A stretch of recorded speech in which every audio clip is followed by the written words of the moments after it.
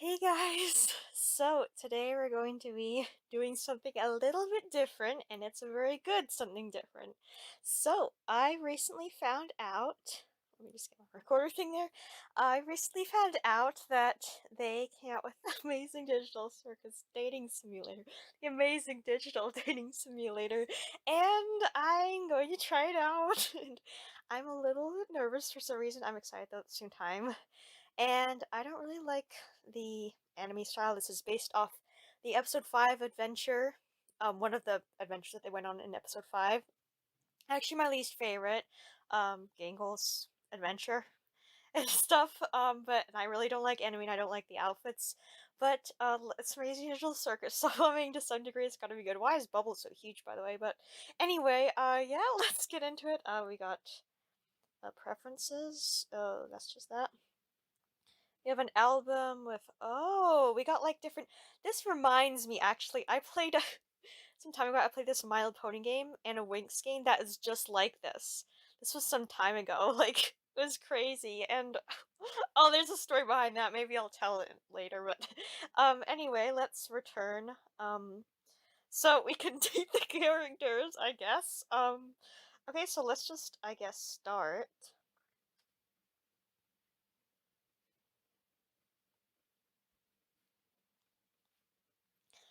Let's, I guess, just start. Um, and see. Oh my gosh, why am I so nervous to do this? Disclaimer: this game is fan made and is no way officially affiliated or endorsed by Glitch Productions or Gooseworks. All events and interactions in this game are non-canon. Please do not reach out or harass anyone on Glitch's production team about this game. This game contains bright flash transitions. Okay, Okay, Kane, welcome to the amazing digital dating simulator, a slice of lifestyle school setting where anything and everything is possible. Okay, let's see if you can make school interesting. I'm Kate, and I'll be your principal for the duration of your stay here, the amazing digital academy. Hello, I see Jaxie. Help your classmates pull pranks on the teacher. Become a straight A student or a rule-breaking delinquent. What happens if I do that? I'll find out. All the while possibly finding love along the way. But enough about my wonderful creation. Let's get you enrolled. First things first, what uniform will you be donning? I don't like uniforms. I like my own style, but I guess we'll have to pick. Oh, you're basically asking me my gender. Okay. Obviously, girl. Even though I hate that outfit so bad, but like whatever. Didn't have much of a I didn't I was gonna say I didn't have a choice. I did have a choice, but that's the best out of the bad choices that I had. Sounds good. How about your name? What should we call you? What is your name? Well, you all know my name by now. If you don't, you must be very new to this channel. Well, even if you're new, you'd know my name. I don't know what I'm saying. Okay, oops. I just clicked my record. I'm trying to click. Hold on. Okay, there we go. Scarlet, are you sure you like that name? Actually, as a matter of fact, I do like my name. I do like my name very much. Yes, that's my name. What do you mean when you say it that way? I'm not sure. I'm not doubting myself. I am sure. Yes, that's my name. Alrighty then, Skylar. Let's head inside. Hi, my name is Skylar. I'm a transfer student to the amazing digital academy. My parents moved to the countryside for a vague, tragic event that changed the course of our lives. After I said goodbye to all my is Gangle writing this? After I said goodbye to all my old friends, my parents got my transcripts and packed up the car. Today is my first day at this new school. I glanced down at my class schedule. This should be English 101 with Mr. Kinger. So where's the teacher? Oh, there's like a night and day thing. Wait, does that mean the sun's rising? As I step into the room to let in any other students that might be late to class, someone else hops into the room. Jaxie? The figure looks like a tall white piece from a gaming set. Oh, it's specifically looks like a king in chess. Takes me a moment to put two and two together, but when I do, I almost groan at the pun. Surely his name can't really be Kinger. Hello, my name is Kinger. You must be pleased to meet me.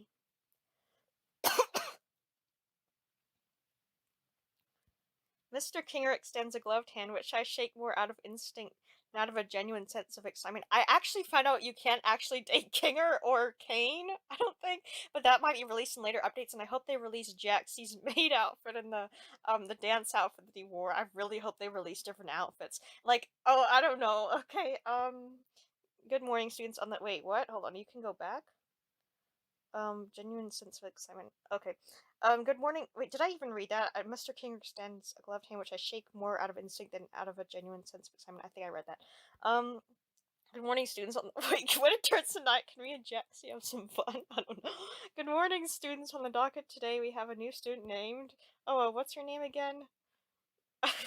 Oh, hey, Rin. I'm sorry. I look forward to learning with you all. I hope we can all be friends. No, that is too much. Too much of the wrong stuff. I'm sorry. Don't mess with me and we'll be good. That's too far the other way. I'm sorry. I'm always down for a good time. That sounds the most like me. Righty. What if I pick the other one? I know. Maybe I'll do that later. Righty-o. Go on and take any open seats, Skylar. Most of our students don't bite. Wait, they bite? Does Jackson bite? One of the other students, a purple rabbit, seems to grin at this. Oh, I take a moment to think of who to sit by. I'm sitting by Jaxie. 100%. Oh, wait. Take a seat with the girl in the colorful hat and sailor uniform. Who would that even be? Would that be Zubul? What? No, that would be the third one. Would that be? I don't actually. Is that? No, yeah, that would be. Sit on the teacher's chair. What? I take a. That would be Pomni, the first one. That one's the second one's Gangle. Third one's Zubul. Fourth one is Ragatha. Fifth one's Jaxie. And this last one is Kinger. What if you sit down in the teacher's chair? What happens? I sit down with the mischievous looking. I'm so sitting with Jaxie. Jaxie, I sit next to the purple rabbit. He looks bored by Mr. Kinger's lecture. As I take a closer look, I see his name is written on a nameplate on his desk. Apparently his name is Jaxie. So I get a closer look at Jaxie. I also see he's working at oh, I thought he was working something else. I see he's working his jaw. Is he chewing gum? He catches me looking at him and I almost apologize for staring, but I can see he isn't offended. Instead, he grins quietly before putting a finger up to his lips.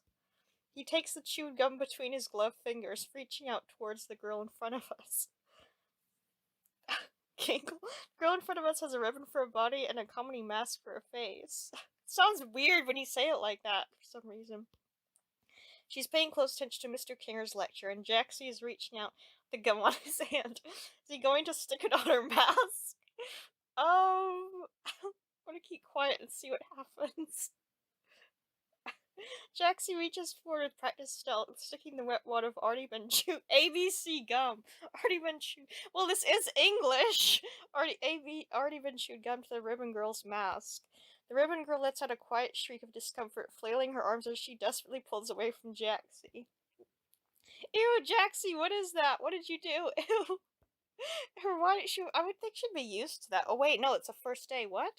I don't know. Her whining and desperate flailing is a bit funny, even as she feels around blindly behind her mask.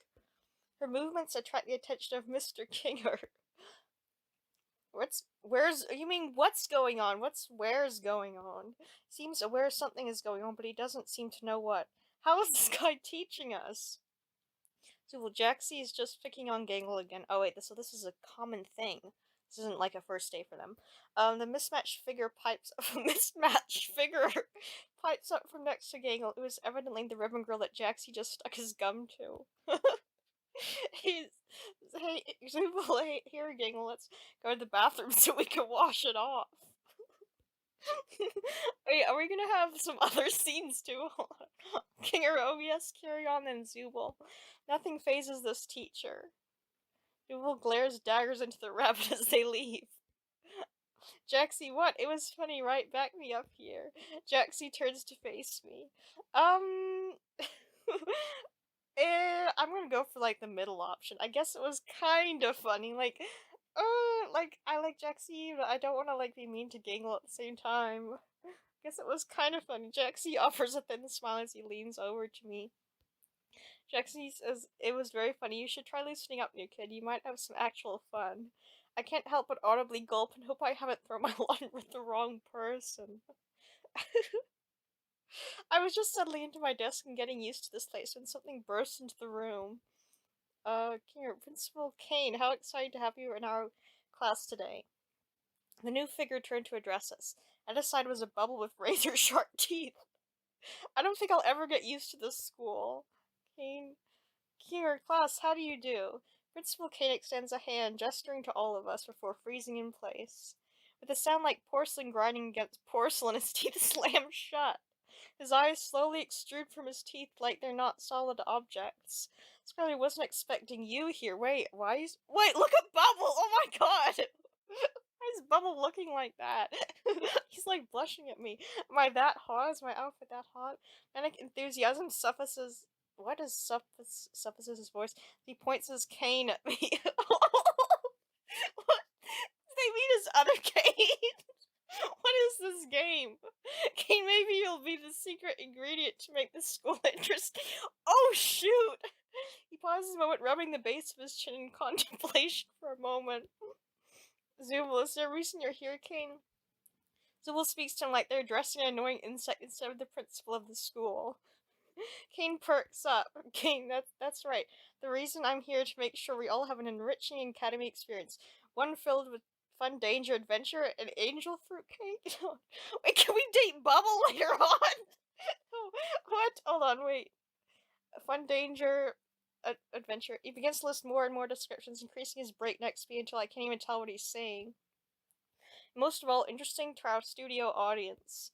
He turns towards the window and stares out of it for a moment.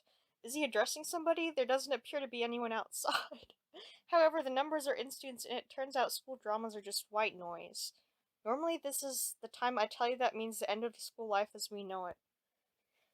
Kane bites on his hands in mock horror. The class and Kinger play along, gasping at this revelation. Gangle looks ready to burst into tears. Wait, I thought she went to the bathroom. Did she come back? What else was she doing there? Okay.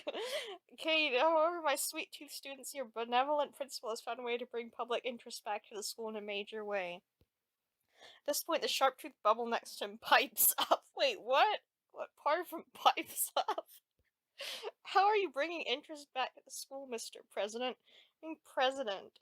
Kane shoots the bubble. Oh, I thought he just said Kane shoots the bubble. Kane shoots the bubble, a confused look hits his stride momently. Oh, I thought stride meant stutter Kane. See my little Tomar emerald.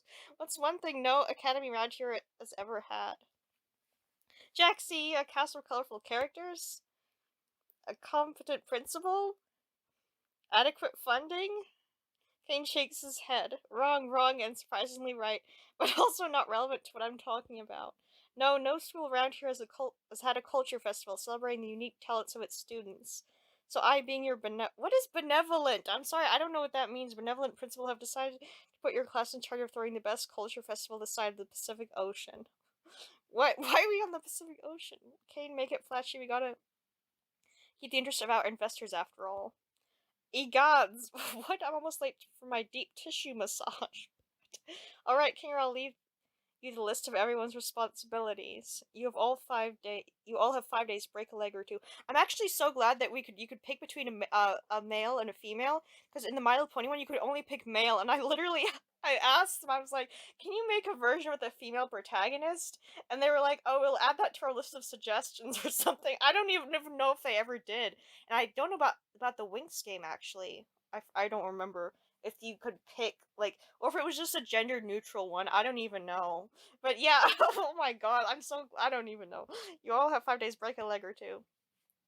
As abruptly as he appeared, Kane darts out. What if no, I'm not gonna play that. That's not YouTube. Well, I don't know, actually. If I should depend, I would have to. No, just forget it. We're not focusing on that now. As abruptly as he appeared, hold on. What happened before? Well, of 5 days. Okay, break a leg or two. As abruptly as he appeared, Kane darts out of the room, disappearing from view as he heads to his appointment.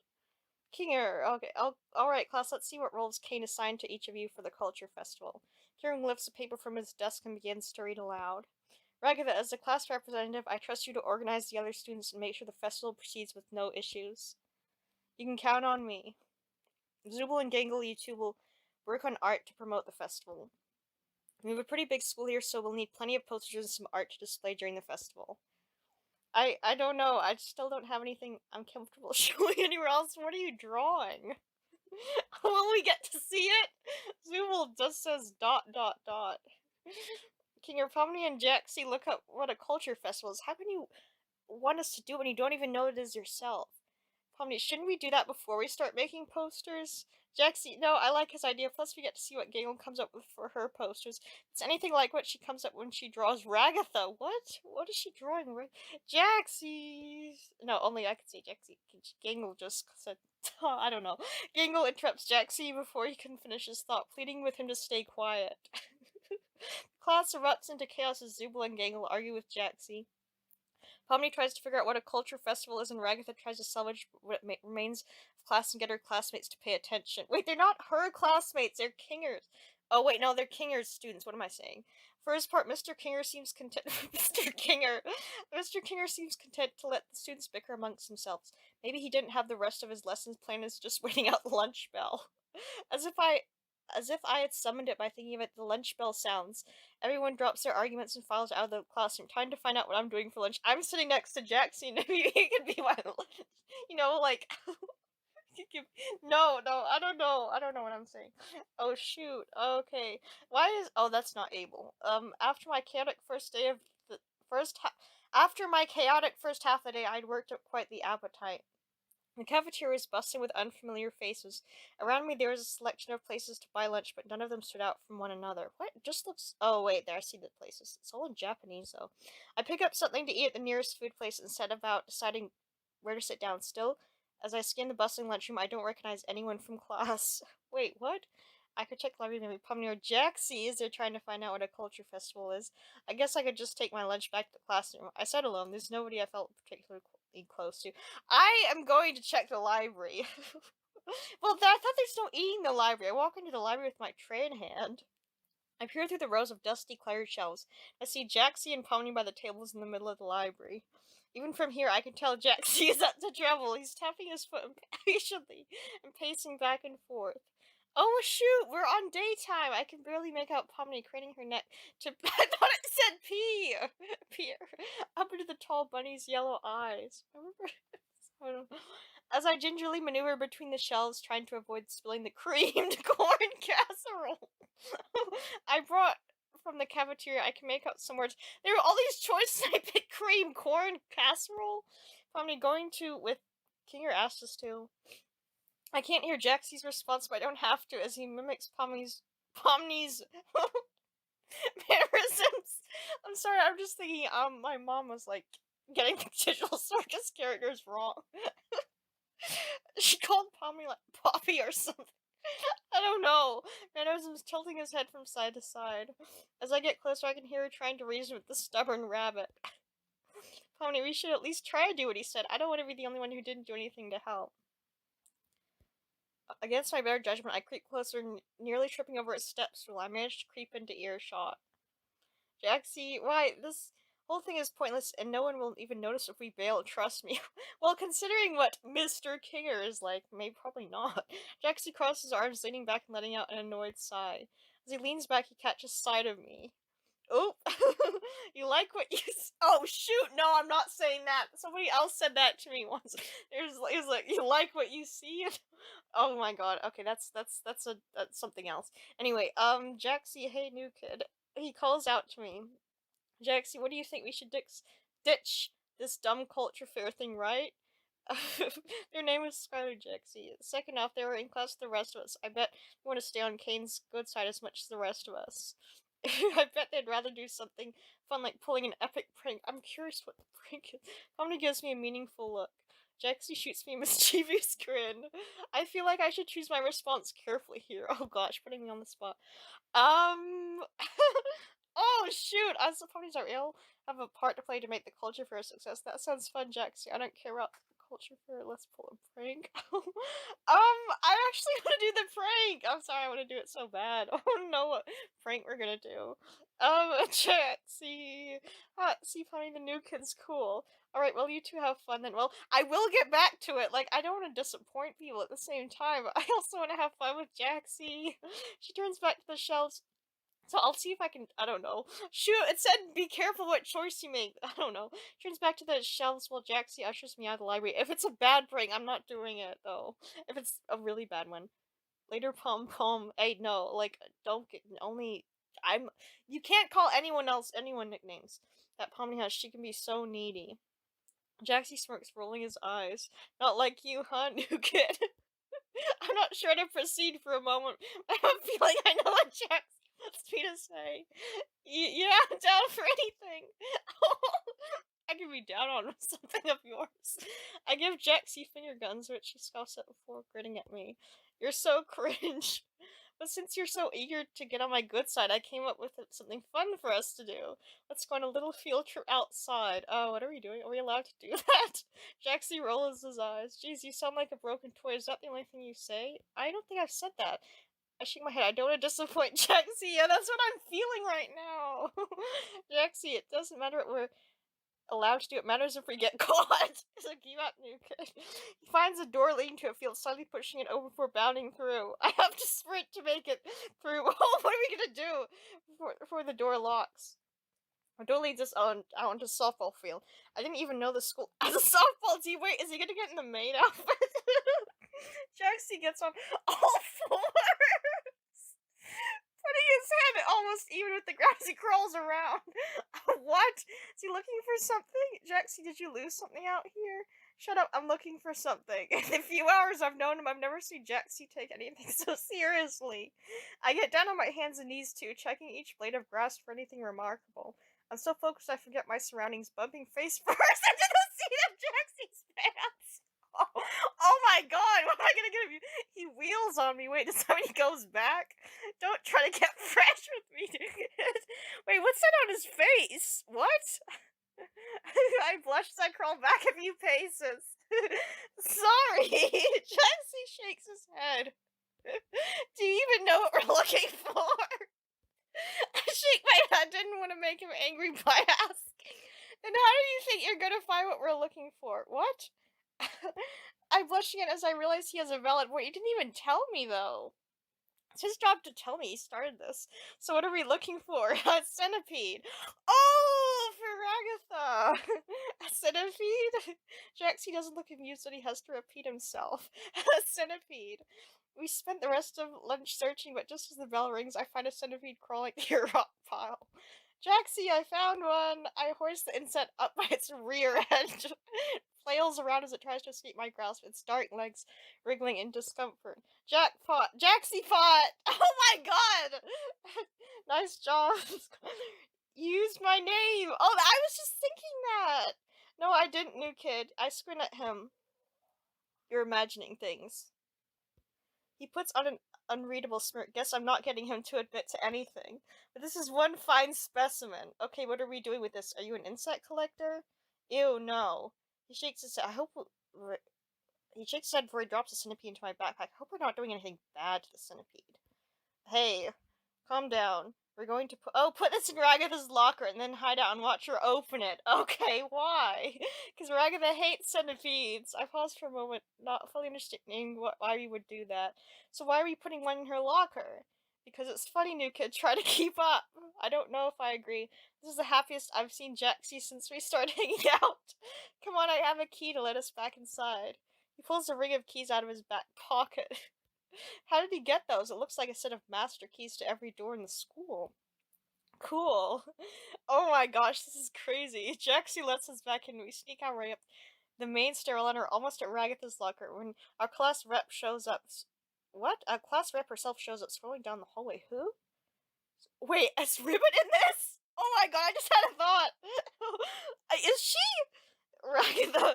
Scarlet, what are you doing in the hallway? She tilts her. Well, it makes sense it's Ragatha. For some reason, Ribbit just came to mind. She tilts her head, offering me a weary smile.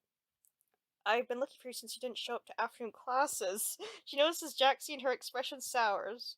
Or Jaxie, you better be leaving Scarlet alone. Come on, Ragatha. He offers a cartoonishly wide grin. The new kid actually looked for me. Wait, I didn't. Oh, I did. That's right. I think Ashley looked for me. We even got lunch together. Ragatha looks just utterly confused. Yeah, I had some lunch in my face. That was my lunch. In a way, like, you know what I mean. Scout, is that true? My eyes ate well. That sounds weird. I don't know why I said that. It feels like. Hold on. Oh, I should. Hold on. Wait. No, back. Hold on. What happened? Back. Hold on. Oh, we even got lunch. Okay, utterly confused. Is that true? Feels like I should choose my response carefully. I'm not. I'm not gonna pick that second one. Um, Well, we did have lunch together in a way. Yeah, we were just trying to get back to class. No, I'm definitely not gonna do that. It's that second one. See, doll face. I like to squints at him, but for some reason she seems to trust me. Why, but I'm keeping an eye on you, Jaxie. Agatha leans over to me, whispering in my ear. Probably if he's messing with you now and you don't feel comfortable talking to me about it, you can find me after class. Oh, she's still nice. She's so nice and I almost feel bad about what we're going to do. Almost. I do feel bad now. Jaxie and I sneak through the hallways before finding out. What if I put Jaxie? Jaxie and I sneak through the hallways before finding a locker label with Ragatha's name. Pictures of horse and farm animals are pasted on the outside. Come on, new kid, now or never. I gulp. I'm not doing it. You do it. Well, wouldn't I still be involved? Shoot, it was his idea though, and yeah, he can do it. He can do it. I turned to Jackson and let out a little whimper. Seriously, You already picked the centipede up outside. Despite his complaints, he reaches over my shoulder and unzips my backpack and plucks the centipede out before pushing it into Ragatha's locker. Next time, I expect you to follow through. Wait, what? I just what? Blames me for grinning at his own handiwork and ushering me behind a nearby corner. Like, I just feel bad doing that though. Like, I want to be around him, but like, I feel bad doing something to somebody, doing that to someone nice though. I don't know. Like, oh, it's hard. This is actually such a good game. What? Why does this feel so real? The bell to dismiss class rings a few moments later. We were cutting it close. Ragatha finds her radio locker, entering her combination. And then, as she screams as a centipede, there's Jaxie! Oh, wait, I'm trying to. Ragatha's locker springs open, the centipede lands on the front of her uniform. She looks down, horrified. Jaxie! What? Why would you put a centipede in my locker? You know how much I hate them. Why does it have to be me? Because only you would do something like this. Jaxie looks away slightly for taking credit for our prank. It was his idea. But I know I was involved, but still. You got me, Reggie, but you should just seen the look on your face. Ugh, you're terrible. Well, he is honest. At least he didn't blame it on me for something I didn't do. Oh, I don't know. This is hard. She storms off. I'm glad Jaxie took the fall for us as I step out from behind the locker. That wasn't a very nice thing to do. Jaxie seems pretty happy with me right now. Yeah, why is this so hard? So that's nice. Oh my gosh. I walk to my locker, entering the combinations I put my books away and get ready to head out for the day. Mind drifts to the day's events. I wonder if someone will ask me to walk back with them. As I gather my things, a familiar figure swaggers up to me. Jaxie! Hey, new kid, you're still hanging around? Yep, just getting ready to head out. What do you say? How about I walk with you after school today? Yes! Oh my gosh. Surprised that Jaxie asked me to walk me home. I ran out of words and just not. Like, there is no option. It's obviously a yes. Cool, let's go. Oh my gosh. The front. It's gonna. One second. I'm gonna go.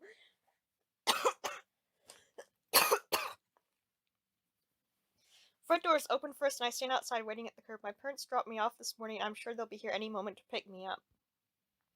Jaxie stands next to me for a few moments. Wait, is there only 5 days of this? He gives me a confused look. What are you waiting for, kid? My parents see waiting to get picked up too? I'm 22 years old. I haven't been picked up by my parents for like 6 years. I'm going to the dorms. What? What? Dorms. He looks at me like I'm an idiot. The on-campus housing Kane designed for our class, where we stay when classes end. Oh, that sounds nice. I wish I was staying on campus. His annoyed expression changes. Wait, hold on, I'm confused. Oh, my mind isn't working. Hold on. Wait, I'm going to dorms. Dorms.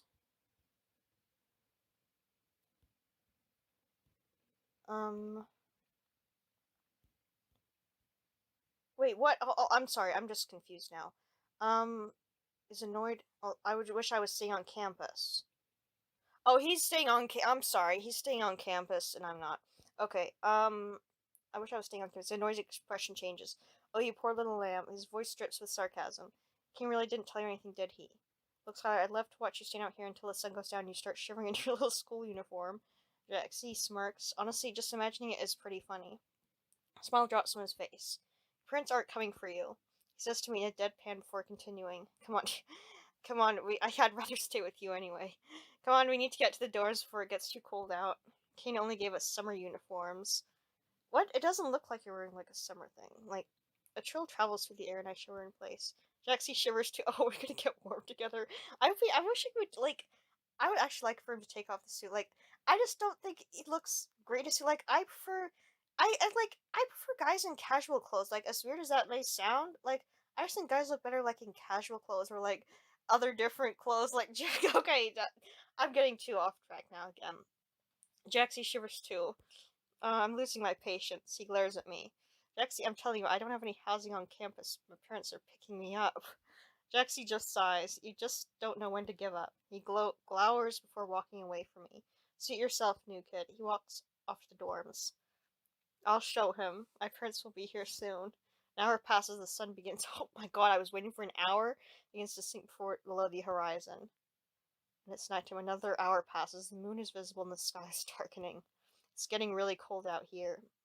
Like, really, really cold. I looked the way Jaxie walked when he left me standing here. Why am I even out that late? Nice warm room sounds really good right now. Where are they? I stick it out. Another half hour? That's ridiculous! For sighing frustrated. Did they forget about me? I walked towards the dorm, seeking shelter in the plain building. As I do, I run into Jaxie. Why was he heading out? What? Oh, shoot, that's their rooms? Which one is his? Oh, wait, is it that the last one on the bottom? I don't know. Wait, I'm trying to read what it says. I can't even see what it says. I don't even know. Why was he heading out? Finally come to your senses, new kid. Yeah, sounding tired. No, I just stepped inside because my parents forgot to pick me up. I bet they'll be here any moment. Jaxie's eyes narrow in annoyance and he drags a yellow gloved hand across his face in exasperation. Listen, new kid, get it through your head. There's no outside world. There's the school, points to the large brick building across from where we are. The dorms, he points, oh my gosh, wait, what? He points to the building we're standing in, and that's it. He mutters something under his breath. Oh, okay then, but if these are the only two places, why were you going outside? That is. His face flushes and he turns away from me. Wait, hold on, go back.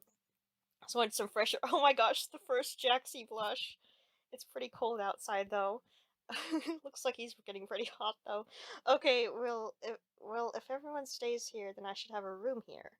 Show me my room if I'm supposed to stay here. I grin, comfortable in my undefeatable logic.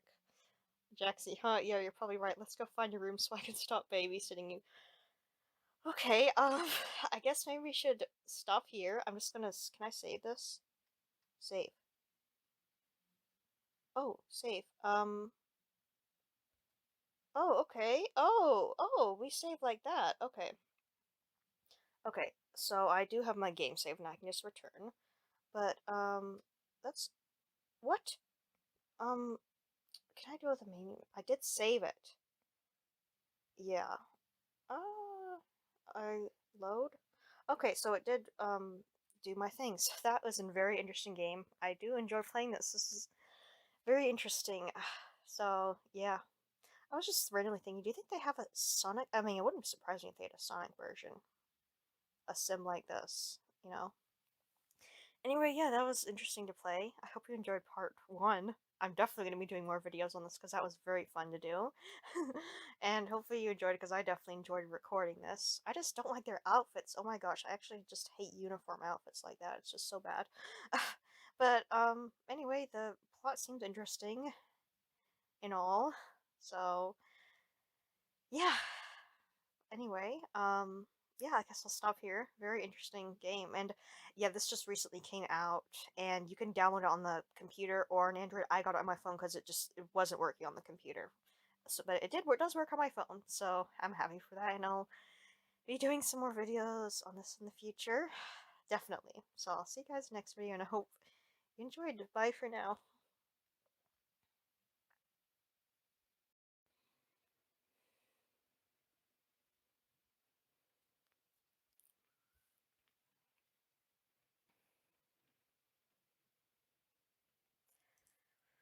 Alright guys, so it's that time again. I am doing a part 2 of Amazing Digital Circus Dating Simulator, and we're about to go see Jaxie again, and Oh my gosh. I am so excited to play this again. It's only been like a day or so since I did my last video, but I'm really excited to get back into this and we're going to load my last last thing. Okay, so we last left off of Jaxie and I was blushing and we were just like outside the dorm room area and I was looking for my parents and he's like, "Your parents aren't coming."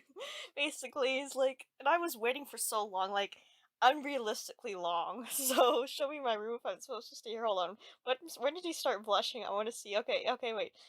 If there are two places. Wait, we never found out why he was going outside. Okay, wait. The dorms. Hold on. Oh, there's no outside world. That's right. The dorms. That's it. Mutters something under his breath. Okay, well, I never found out what it was. These are the only two places. Why were you going outside? That is. His face flushes and he turns away from me. I just want some fresh air. It's pretty cold outside, though. Okay, well, if everyone stays here, then I should have a room here. Show me my room if I'm supposed to stay here. Oh, I bet it's right next to his. I grow uncomfortable with my undefeatable logic. Hi, yeah, you're probably right. Let's go find your room so I can stop babysitting you. What? Jaxie grabs my hand! It is! As he holds me through the hallways. I'm not complaining! Just another way for us to hang out together! As we walk through the hallways, 1,000 questions run through my head. Oh my gosh, this game so gets me.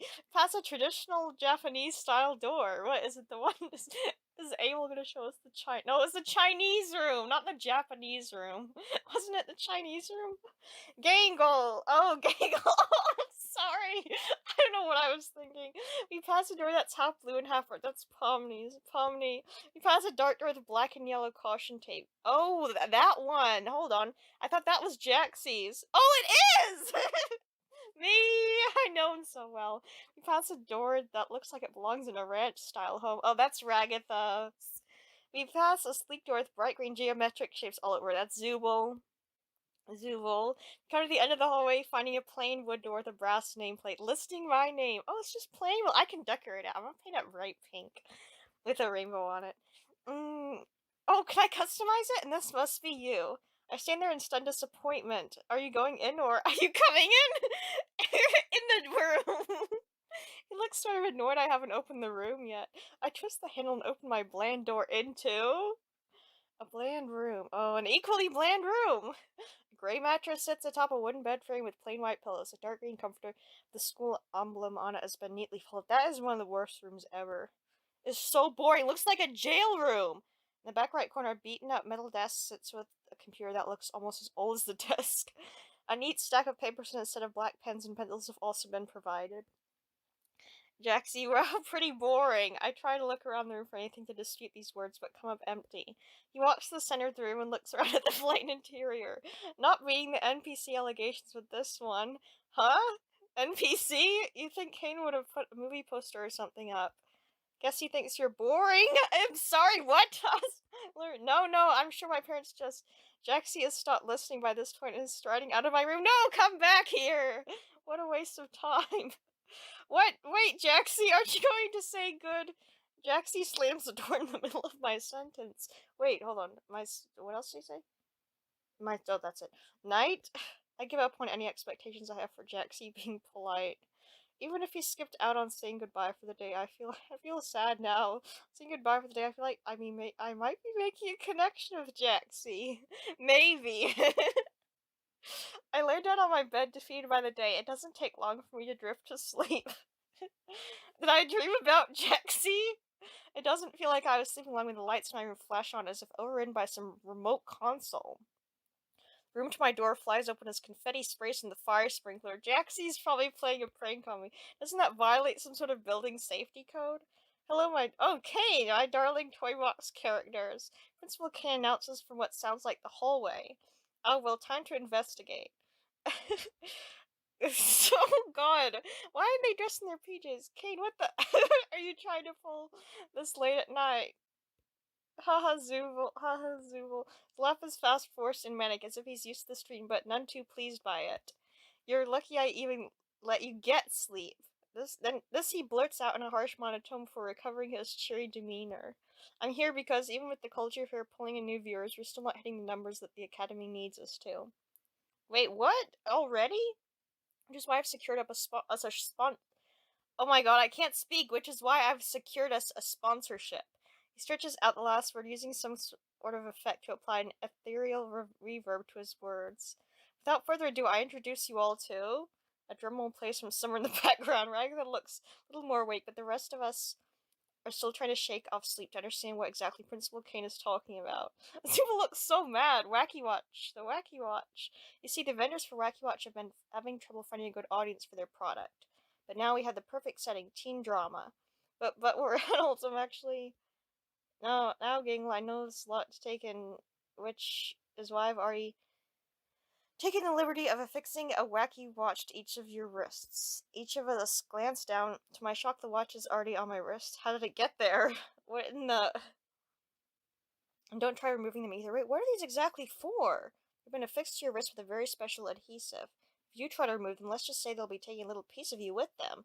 Can your gang will beginning to whine as panic sets in. Pomni tugs at her wacky watch. What are these exactly for? What? I'm honestly confused. Hold on.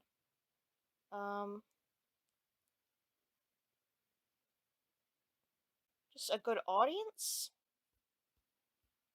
What? Okay, we'll try removing them. I can hear Gangle beginning to whine as panic sets in. Pomni tugs at her wacky watch, but no matter how hard she tugs, wristwatch stays affixed, her gloves stretching like rubber band as she pulls at the watch. Ragatha just looks down with a resigned sigh.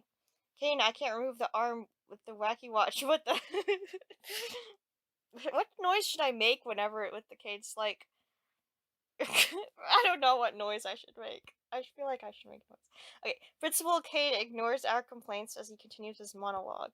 You see, my turtle doves, in order to secure the funding, we need to make it to day 5. Oh, wait, hold on. I get it now. So you can use them monologue. You see, my turtle doves, in order to secure the funding, we need to make it to day 5, the culture fair. I need you wearing the wacky watch at all times. Luckily, I secured a deal where I won't need all of you to do ad reads. It is paramount importance that none of you insult or try to disable your wacky watches. Oh, they're basically wacky watches. I think from what I'm understanding, they like to spy on them basically. Um, Good luck with school life. Can't wait to see what you do with the culture fair. Bye. He's trying to get money because from that. He stretches out the last syllable as his body folds in on itself, an infinite number of times disappearing from sight. Well, I know it isn't ideal, but at least we can all talk to each other now. Should make communicating about the culture fair easier. The sound of breaking glass, Gangle's comedy mask shatters and falls from her face. Tears well up in her eyes. I don't want a wacky watch. Seeing the situation unfolding before, Pomni pipes up. Well, I think it could be useful. And look, Gangle, there's even a picture chat function where you can send people things you draw. What? I'm so confused how exactly these things work. Pomni goes over. It's like an Apple Watch or something. I've never used one, but I know of them. It's like a tablet on your wrist, basically, or whatever. Pomni goes over to Gangle, lifting her wrist and pointing out the picture chat feature. Oh, wait! Yeah, makes sense now. That is kind of nice. Gangle sniffles. Yeah, that's the right spirit, Pomni. Now I'll get some sleep before we start classes again tomorrow. Everyone's door closes. I hear a muffled shout from Jaxie's door. Jaxie, what the heck? Why is there a watch stuck to my arm? I decide to hide in my room before Jaxie looks for someone to take out his frustration on. Oh, what kind of frustration?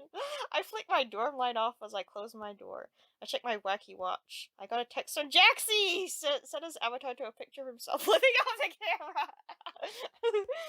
Oh shoot! Oh, that's so. Oh my gosh! What the heck is up with this stupid watch? Oh shoot! Why can't I take it off? Can I send him a heart? I did not consent to this. Maybe consent to something else. I laugh. That sounds like the Jaxie I know.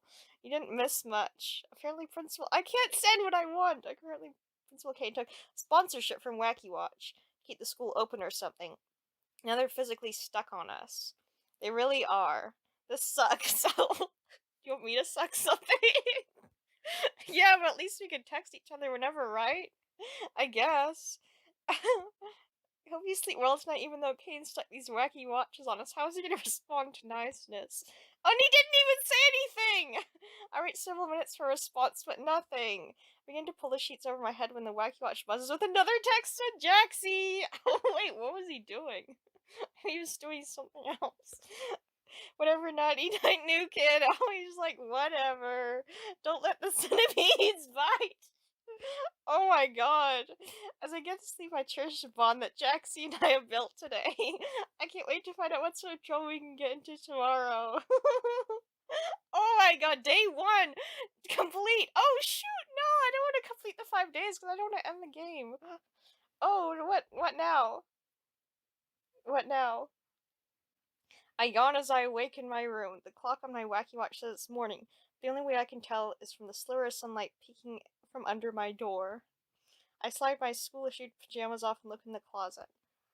Oh my gosh, it's the same thing! Oh my god, how the heck could I possibly be wearing that every day? That's just hideous. Series of perfectly pressed school uniforms are there with a little tag on the sleeve, the nearest one. Oh, it's from Kay, not Jaxie. I take a closer look. Looks like Kane left me a note.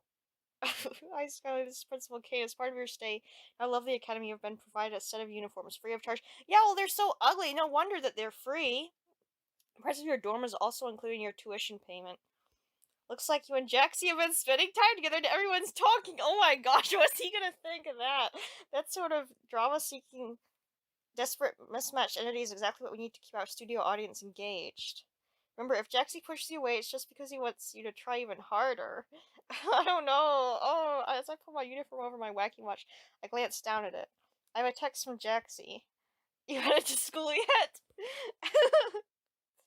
I spy Jaxie as I stumble out of my room, still slipping my foot into my shoe. Jaxie, wait up, you went to watch school together, right? Jaxie looks over his watch, pausing for a moment. What? He notices me. Oh, it's you! He's doing a great job of hiding how excited he was to be to walk to school with me.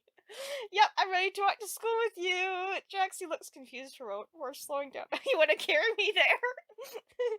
Don't remember saying I was gonna walk to school with you, but whatever.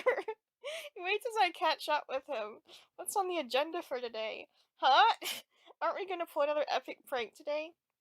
Jaxie shrugs. Haven't thought that far ahead yet. That's weird, but I'll come up with something. We step out into the crisp early autumn air. Oh, looks like spring to me. What about you, new kid? Got any plans for today? Well, I was thinking about working on the culture fair project that Principal Kane asked us to do. I trail off as Jaxie shoots me a sharp look. That was the wrong thing to say. But that's stupid, so I was just gonna help out with whatever you want to do today. Jaxie's smirk is back and as wide as ever. Careful, new kid. Keep hanging out with me. The rest of the class really will hate you. Gulp. Oh shoot! We get to the school entrance just as the last bell rings. Jaxie turns to me as I start to follow him up the main stairwell to class. If you're really cool, you'll go to the cafeteria and bring me something for breakfast. I don't want to be late to homeroom. I think to complain about how I'll be late if I get Jaxie breakfast. Wait, I know what he can have for breakfast. Get me something like an omelet and a bottle of orange juice. Well, at this point, he told me his order. It would be rude not to go. Wait! Oh, I was gonna say. No, it's reverse. I was gonna say he can be my maid, but it's like I'm being his maid. But maids do cleaning. Do maids do serving? Oh, maids do serve. What? I don't know. I started at the cafeteria to see a crowd of students at the various breakfast places. Evidently, none of the other students see or care about being late. By the time I get to the front of the line, I'm already 30 minutes late to class. One omelet, please, and an orange juice. The staff member behind the counter tells me the price. That's all my money for lunch was at $69? Sorry, kid, no money, no omelet. Wait, I have none at all? I don't want to get this stupid omelet, but I'll just be going to class laying empty-handed if I don't say yes. What? Okay, get me the omelet. But I don't have enough money. What? Oh, he's continuing to say that. I'm sorry, I just was confused. I don't want to get this. What? Who's saying that? Is that. Wait, that must be him. Oh, get me the omelet. It takes a bit longer for them to make an omelet, but I eventually collect my orange juice and omelet before heading to homeroom. Okay, whatever. Kinger, and that's where we get the English phrase "raining cats." And Mr. Kinger turns to me, "Skylar, nice of you to join us." He doesn't even care that I'm late. His enthusiasm seems genuine. Ragatha gives me a concerned look. Did Jaxie make you bring him that omelet?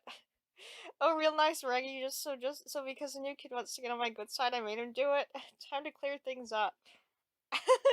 um, Jaxie, you did tell me to bring it.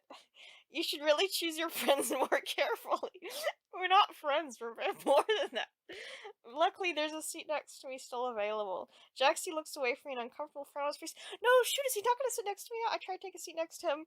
No, you're right, his pet now. No, shoot! He shoots me away with his hands. No! Go sit in front of class like a model student. No, no, no, no, no. He says in a fake positive voice. His words hurt. Ragatha shoots him a look before waving to me again. It's not too late for a tour of the school with the class rep. The offer doesn't intrigue me at all. I decide to sit down at an empty desk, not really by anybody. Ragatha's face drops in disappointment.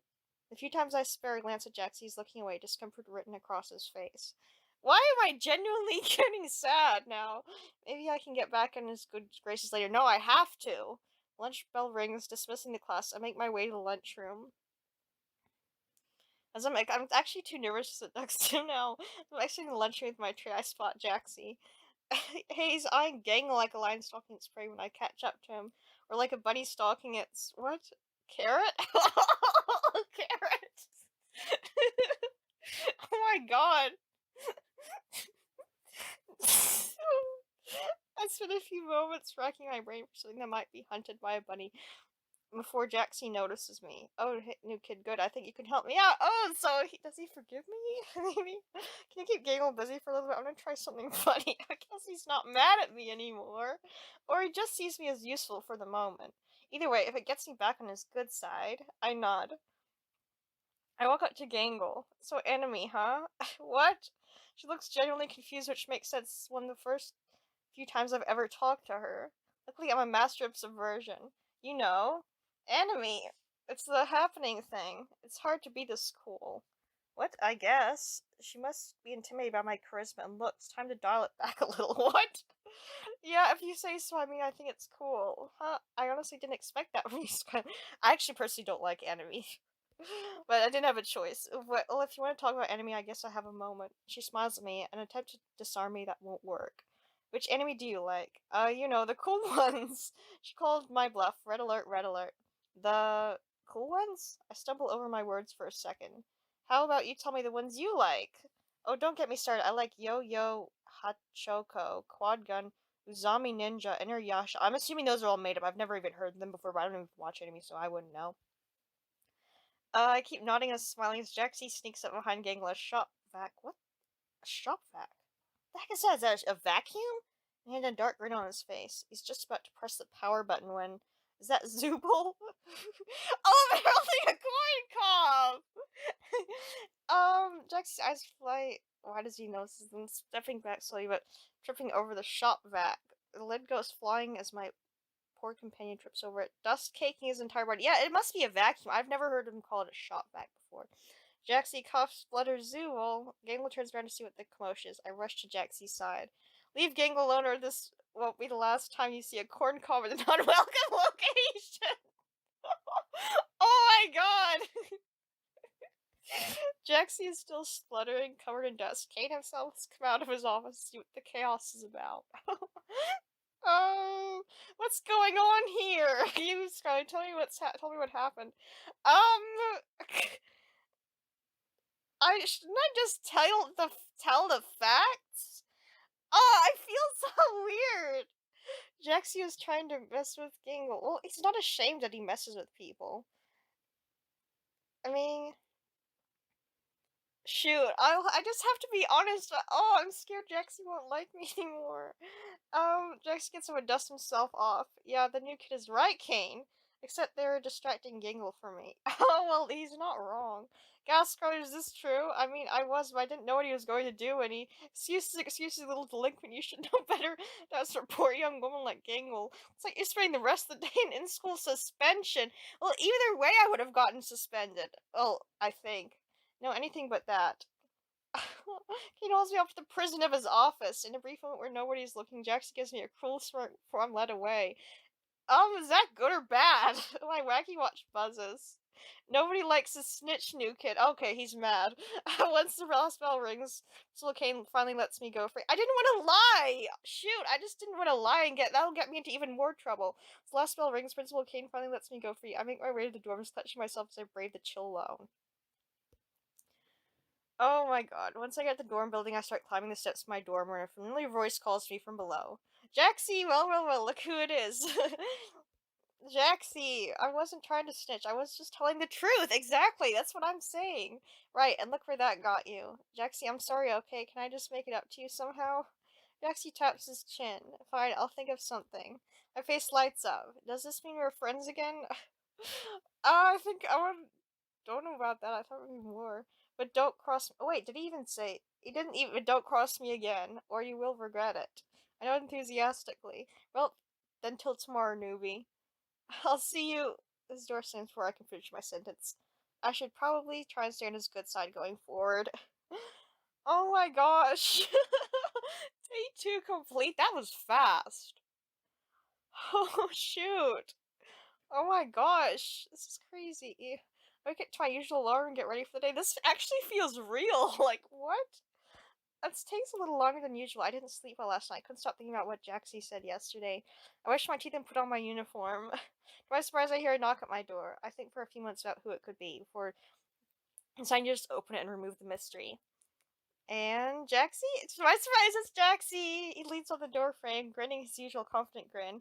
Rise and Shine's got ready to head out. I'm a little flustered as I try to find my words, putting on my uniform and suddenly very concerned about making sure everything is neat and covered. Neat and covered. Oh, yeah, I was just gonna try and pick something up to eat real quick for class. I don't want to be late again. Jaxie rolls his eyes. Why? It was so funny yesterday. He's still wearing that same confident grin. I giggle awkwardly. Yeah, but I don't want to make a habit of being late. I turn and lock my door while Jaxie waits for me. Once I'm sure the dorm is locked up, we start walking to school together.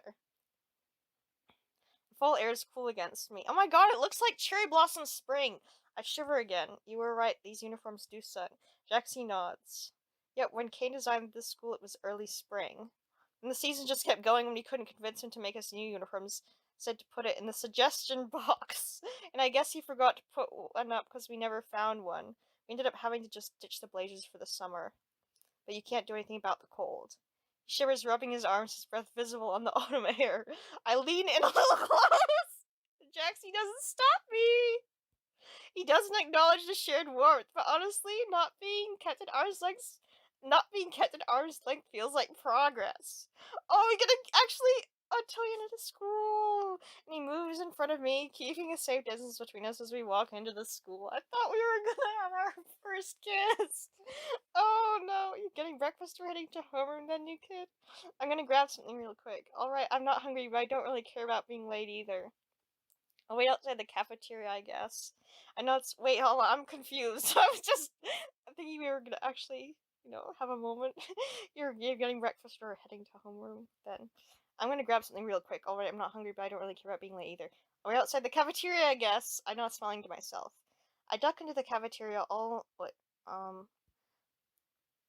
I duck into the cafeteria. All of the lines are crowded. I know Jaxie said he would wait, but I don't want to test his patience. There's a wicker basket of granola bars with a note card in front saying, Student Health Week, take one. I snag one from the basket before turning back to the cafeteria entrance. Jaxie, you get something? I look down at my humble granola bar. Yep, good, let's get going. We ascend the main stairwell, entering homeroom at an appropriate time today. I munch on the granola while I take my seat. Jaxie takes his desk behind me. I just want to sit next to him. I feel weird like him being, I turn to look at Jaxie. You're sitting behind me today? Jaxie flashes me a grin. You're so observant today, Skylar. He rolls his eyes. What's the problem? Don't trust me? I turn to face the front of class and Mr. Kinger starts his lecture on English. I can't help but feel a little nervous, periodically reaching behind my neck to feel for any gum or something. I guess I still don't trust Jaxie. Once I finally manage to focus on class, I feel somebody poking my elbow. Looking down, I see a small folded up piece of paper being passed to me from behind. Must be by Jaxie. I give him a confused look for taking it as discreetly as possible. It's one of Kinger. Unfolding the paper reveals a crudely drawn sketch of Mr. Kinger, speech bubble over his head that reads blah blah blah. I'm so boring. I stifle a chuckle, adding my own contribution. I've never been very good at art, but I do my best to draw Agatha. Oh, Killjoy! That's horrifying! Oh my god. She comes out looking pretty botched. I draw her nose all wrong, shading it in black. Hair looks like a bunch of rectangles exploding out of her head, and get which side the button is on wrong. Oh! I thought you meant the other button.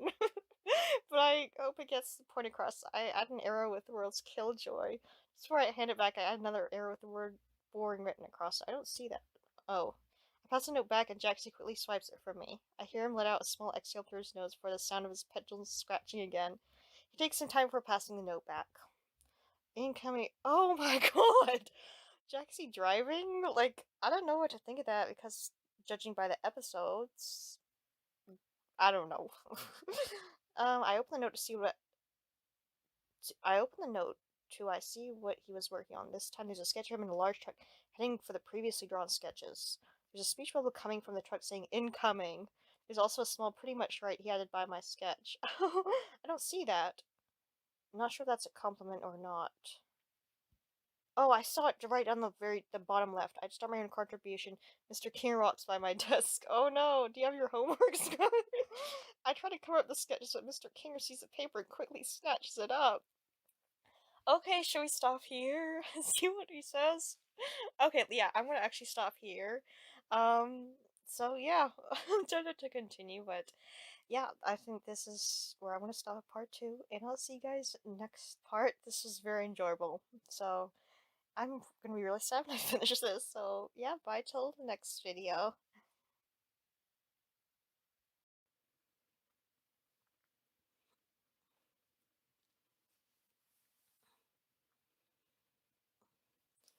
It's Jaxie time! It's time to go and see Jaxie again.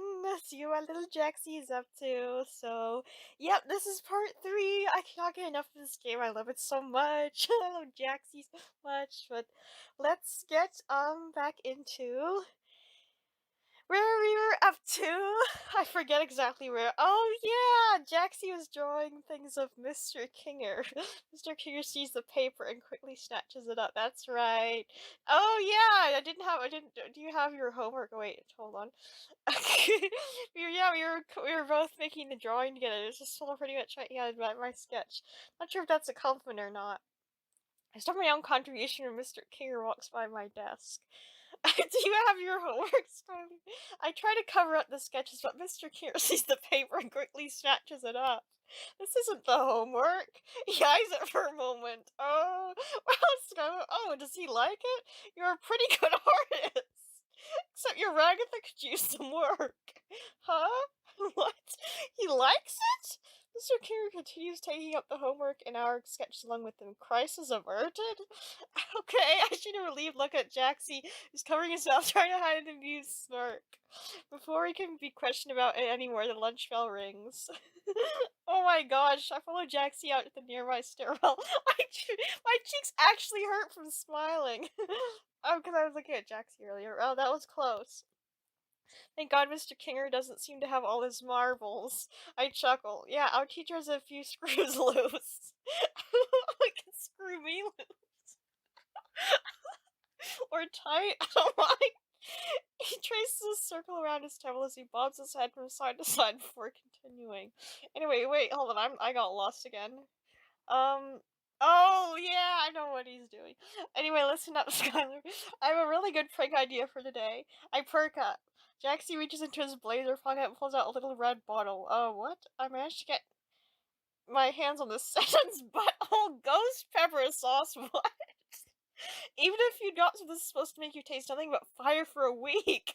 Whoa, where did he get something like that? I reach for the vial instinctively. Jaxie pulls it back, holding it far above my head. It wasn't easy to get the Skylar. He tucks it back into an interior pocket of his blazer. Besides, guess what today is? Wednesday? It's Mystery Meat Day at the cafeteria. Just a few drops of this little guy in the pot. Everyone's mouths will be on fire. I'm a vegetarian. Do I have a choice here? Come on. This should be good.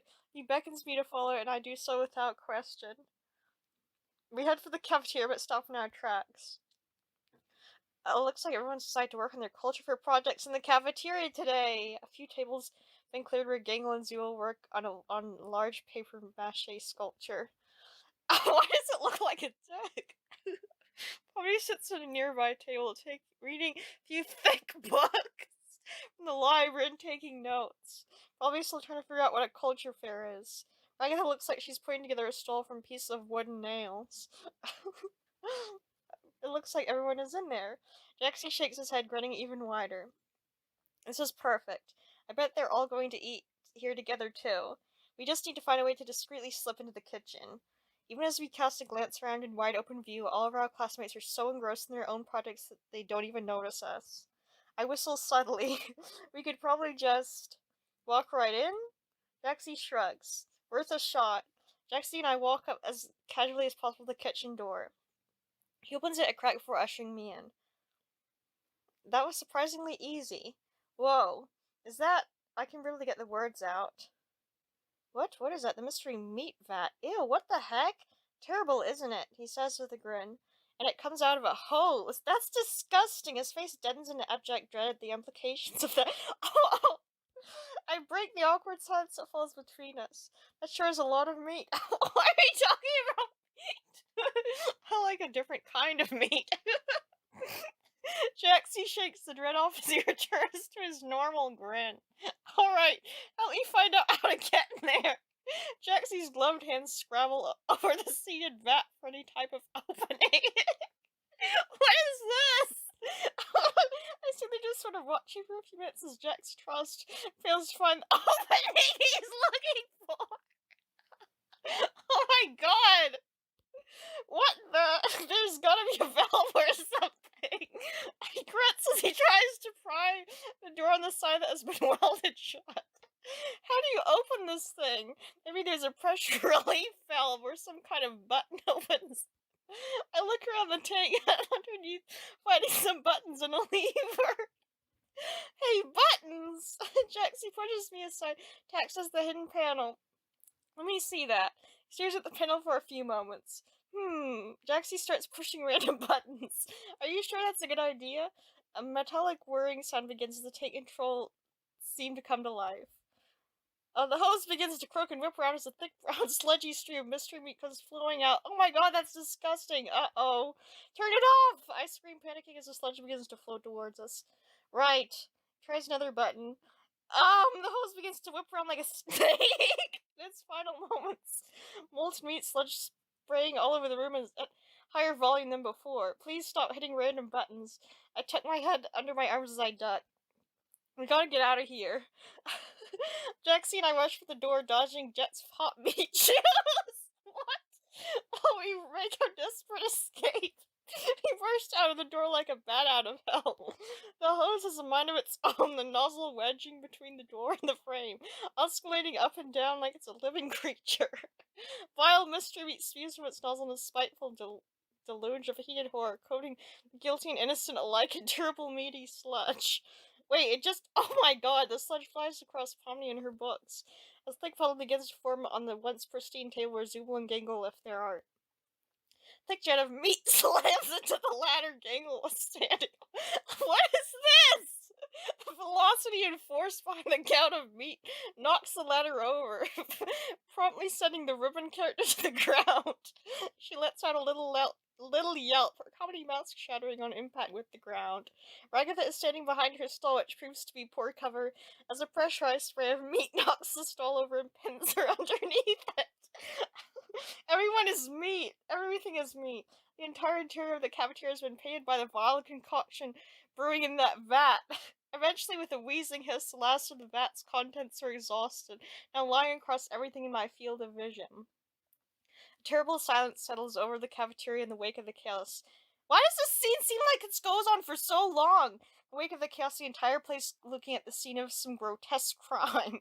A silence that is eventually broken by the appearance of Principal Kane, who floats above the bubbling sludge. Is he mad again? Whoa. Clean up on aisle U. He says as he surveys the scene. Mystery Meat Day is ruined. Mystery Meat Day? What mystery meat to better use? Not the entire culture fair. products are completely covered in meat juice. Is that what we're calling it now? Oh no, that too. Who could be behind this targeted attack on our school festival? Who do you think? Zuma crosses their arms and glares at Jaxie and I. I'm sure me Jaxie and me. Oh well, who cares about that? For our credit, we were also covered in meat. Listen, we can explain. This wasn't supposed to happen. Jaxie wails on me as everyone begins to glare. Yes, Scarlett, what were you thinking? Ruining everyone's culture for projects with meat. You're sick. What? What? I'm very disappointed in you, Scarlett.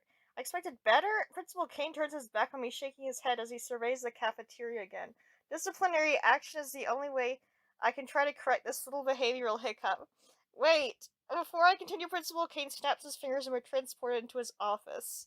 Oh no! Now wait here while I prepare your what? Disciplinary action. I'm actually nervous. What? He disappears behind the desk for a moment before a massive red slug creature with yellow polka dot sides and ringing a massive red slug with yellow polka dot sides and ringing the bell on his desk. A bunch of small geometric shaped creatures with eyes and mouths bounce around outside the office. Gloink Queen, I'm here to enroll my Gloinks in classes, all 500 of them. Keen appears from behind the desk, his eyes wide. Whoa, enrolling 500 Gloinks into classes. That's gonna take a while. Well, we'll cancel all my meetings for the rest of the day. On it, boss. He looks a little down as he continues. And cancel my 3 p.m. massage therapy appointment. What's he gonna get massaged? He turns to face me. Wait here, Skylar. Kane motions to the giant slug creature. Follow me this way, your glowing noise. I'm gonna escape. I'm getting out of here. He leads the massive slug thing into a back office. Wait, but what about my... I try to Why would I even bring that up? Is to remind him that. I try to protest, but it's too late. The little geometric shapes bounce around the office now, knocking things down and making general chaos. I'm not getting blamed for that. I wait there. I'm realizing now that since Jaxie and I had pulled our prank, I hadn't really gotten to eat anything. My stomach growls. I think about dishing, but Bubble hasn't stopped. Oh, Bubble's watching me, but Bubble hasn't stopped staring at me since I sat down. I'm nervous about what will happen if I try to leave. What other thoughts is he thinking? The time crawls by agonizing minute. I missed my first afternoon class, then my second. I start to question if the clock is working right or if time is really passing at this sluggish of a pace. As the clock ticks down, the last bell for the day rings. I missed everything. I've been sitting for hours. Gloinks continue to bounce off me and around me, sometimes sticking to my clothes, so I have to pluck them off. Hell can't be much worse than this. Alright, thanks for stopping by. You'll be seeing all your precious Gloinks in class. I hope not my class. Bye now. It's night now. Finally, the Gloinks all gather around their mother, who carries them out with her in a sort of organized mess. My brain feels weird after all this. Kane turns to me with a stern face, or as stern as a pair of eyes set into a set of toy teeth can look at least. Alright, Skylar, come into my office immediately. I step into Principal Kane's office and sit down.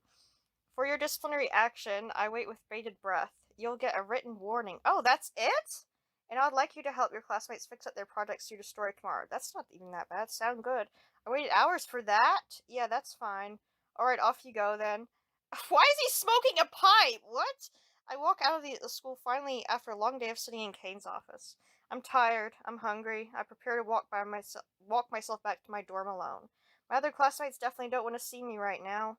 As I approach the exit of the school, I see a familiar lanky figure waiting at the entrance. Jaxie! I'm shocked. The purple rabbit is standing there. How long has he been waiting there? Was he waiting for me? He tilts his head and grins at me. Wow, it took you long enough. I guess it got pretty messy back there. It didn't go exactly the way I wanted it to. Wrong too, I think. Yeah. But it was still pretty funny though. You should have seen everyone's faces. It actually wasn't that funny. It wasn't funny, sorry. I need to put you in your place sometimes, okay? If we're gonna be together, we know. I can't just say everything you do is fine. I just, I have to call you out sometimes. Okay, I'm not just going to, I don't know how to even describe it. Oh, come on, don't be so lame. I'm not being lame, or boring, or whatever else you want to call me. We messed up everyone's culture for projects that they've been working on all week. The words come spilling out before I can stop them, but I can't honestly say I disagree with anything I'm saying. Yeah, I gotta be honest, or even that it doesn't deserve to be said. Jaxie rolls his eyes and crosses his arms to offer my heartfelt rebuke of our actions. Geez, I didn't think you cared about that stupid festival. He gives me a look of utter ridicule. Maybe I don't, but they clearly do. I curl into myself. Now they probably hate me. Tears flow as freely as my words. I spent hours in the office, missing lunch, missing my classes, and on top of it all, you just let me take the blame for it all. I could deal with everyone hating me, but I at least thought you would be there for me. Jaxie's grin curled into a frown of disgust, but I can't stop. I don't know if I care. You weren't there for me. There for you? His voice is venom, bearing down on me with cold, condescending anger. What do you think this is? You think I'm just gonna swoop in and save you every time you need it? He wipes his hands off his uniform as his expression returns to one of neutrality. You wanted to pull that prank just as much as me. He turns away from me before letting out a short, manic laugh. You weren't along with every little thing I told you to do until now. Now you want to care what everyone thinks of you? He turns away from me before leaning back down to my level, gazing into my eyes with manic anger. His own voice seems to pitch up as he gets in my face, his pupils dilating to small black squares. Nobody here has ever liked you. He sweeps an arm across his chest. I have to stumble back to avoid being pushed back. You spent every moment here tormenting them with me. He points to his face where a manic grin now matches his eyes and tones. Now you want to pretend you have a moral compass? He leans back and lets out a hollow laugh. That might be the only funny thing you did that I didn't tell you to do. What? What? Hold on. I sit there and hold on. Oh. That might be the only funny thing you did that I didn't tell you to do. I sit there in stunned silence. Even as I hold back more tears, I have to admit he's right too. I did spend the past 2 days with him pranking people. I thought we were having fun, but today we took it too far. I can't even stand to look at Jaxie. I turn away, half mumbling my words. I thought you were my friend. uh-huh. I think I was thinking more, but whatever. Jaxie's manic grin falls away from his face as his mouth narrows, his pupils go wide. Somehow this is even scarier than the manic rage I was facing moments ago. No, he says plainly. No? He can't mean that. I push him for a different response. I'm not your friend. My chest goes tight. Why would he say that? How could he say that after everything that's happened between us? Why is this bringing me such intense flashbacks? Oh my gosh. Like, what? I feel like I'm starting to relive stuff. Oh my god. This is just feeling so weird. What the actual heck? It feels like I'm talking to a different person. Oh, good lord, why all the references? Help me! Oh, no, I don't know. Man, what is this? Different person. Wait, what? I can't go back. It feels like, hold on, what was he saying? Deny his words.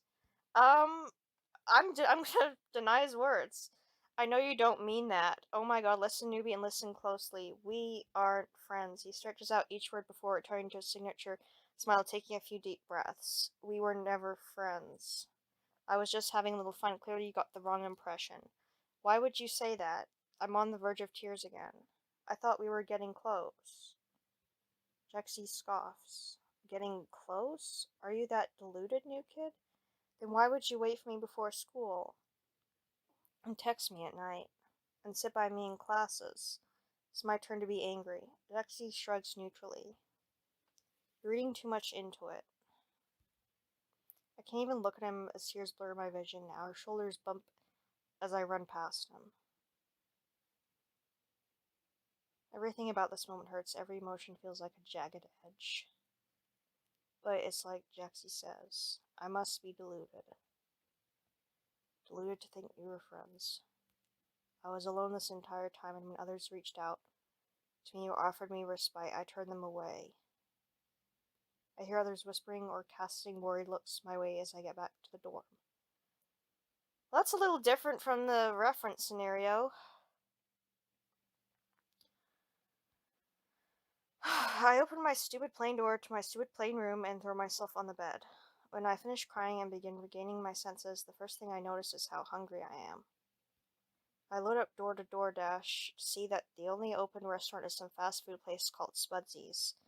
I load up their menu. Looks like all they have available is something called a stupid burger. What the hell is that? Sounds kind of weird. I guess I don't. Oh my god. Orders. I just don't want to make things worse, you know? I would say I don't want to. I would rather go to bed hungry, to be quite honest, than just order a burger that makes me stupid. Because I feel like I'm already doing things that are probably stupid, but I'm also doing things that are kind of smart, but I'm also being stupid at the same. I'm just gonna go to bed hungry. I feel that's just the best thing to do.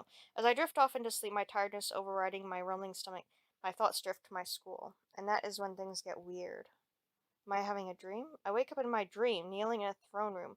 A red carpet stretches out in front of me. I am kneeling, wearing heavy, thoroughly polished armor. A heavy, long sword rests in my left hand. In front of me, Mr. Kinger in a thick robe, holding a golden scepter. Ah, Sir Schuyler. Sir, what? Sir, what? Mr. Kinger, what is this? This is me sending my most capable knight to rescue the dashing Prince Jaxie. The what? Is this because I didn't turn in my homework? Kinger gives me a deadpan look. No, this isn't because you didn't turn in your homework, though you definitely should have. Wait a second, what kind of a knight has homework? Dashing Prince Jaxie has been kidnapped by the vile. Why did I read vile as wife? What the actual heck? Sorceress Ragaba, the wicked doll of the West. Imprisoned in a castle guarded by the Gangle Agon. Across a bridge guarded by the fierce bridge troll Zublin. I'm going to need you to run that by me again. I shake my head. This can't be real. Oh, it's quite simple. You see, the dashing Prince Jaxie has been kidnapped by the vile sorceress Rag. Pomni, I think we're good, Kinger. Next to me, my capable Squire Pomni stands. Wait, my capable what? Pomni's my what? She wears a what? A tabard matching the colors on my shield and is carrying an assortment of different weapons. I'll help Scarlet rescue the prince. I guess she will, but what was that business about Ragatha being a wicked doll and Zool being a bridge troll? And whatever the hell a Gangalagon is, you pronounce the agon part like you would pronounce the word dragon. What? I feel like there's gonna be some horrifying creatures. I have precious few moments to ponder this as Pomni leads me on a stone road out of the castle we were in. We quickly come to a bridge. Zubul stands there, one of their arms replaced with a clumsy club. I am the troll Zublin. You cannot cross the bridge unless you pay the fee, or answer me my riddles 3. Even here, Zubul doesn't sound enthusiastic to be part of the adventure. Pomni, how are we looking on funds? Pomni drops all my weapons on the ground. They fall with a terrible clatter. My pike clips into my mace, which sends them both flying in opposite directions, like a poorly coded Bethesda game. What the heck is that? She finally pulls out a coin purse, upsending and shaking it. A few paltry grains of sand come out, but little else. Heh. She laughs, trying to lighten the mood. The riddles it is. Okay, what's brown and sticky? A stick? Okay, good, that's the first one. What's red and bad for your teeth? There are any number of answers, but I remember this one. A brick. What? Great, you're 2 for 2. Finally, what I was gonna say. I don't know what I was gonna say. Great, you're 2 for 2. Finally, what's purple and annoying and nobody likes them? I definitely know this one, Jaxie, but I mean, I kinda. Zubul stopped listening, stepping to the side and sitting down with a sigh. Oh darn, you solved my riddles. Go across the bridge now. That's it? They give me a dangerous glare that tells me not to second guess this. Zubul, could you try being a little more? Nope. Across the bridge we go. In the distance, I see a tall tower. Coiled around the tower is a massive length of ribbon, with a white porcelain mask at the end. Oh, shoot! Ra or something. I don't know what dragons say. Even in this mighty form, she sounds like she's on the edge of tears. We're here to slay the Gangalagon. I'm guessing that's you? Gangle nods sadly. Yeah, I'm supposed to be guarding this tower. I turn to Pomni and pick out my biggest sword. It's a nasty piece made of some sort of black metal. The edges smolder like dying embers, and spikes menace the entire length of the thing. It looks a lot more like something a villain would use in a hero, but I begin to wave it in Gangle's direction. Eep! Her demeanor shifts from reluctance to outright fear as she spots my blade. You know, I changed my mind. You can just go into the tower. Seriously? Yeah, please just don't hurt me. Some sort of dragon. She coils her body above her mask to shield it. I shrug. If being a knight is this easy, then I have my work cut out for me. Okay, as we enter the tower, the sound of a bubbling cauldron, cries from Jaxie emanate from the top. Come on, Pomni, we have to get up there and save Jaxie. Pomni nods as we sprint up. I make my way up pretty easily. The armor is almost weightless on me. Pomni stumbles under the awkward burden of her armful of weapons. Various expensive swords, maces, spears, and axes tumble out of her arms and clank noisily against the stairs. When we reach the top, we see Ragatha in a black dress standing in front of a cauldron. Above it, Jaxie dangles, suspended by chains, wearing a puffy white shirt and brown pants. Get me down from here. I'm trying. She pulls a lever. What? I'm trying. The chains holding Jaxie lower for a few more inches towards the cauldron. You are useless. Hey, I'm at least trying to help you. You threw me a deep fryer and you still haven't apologized for that. As they argue, I rack my brain.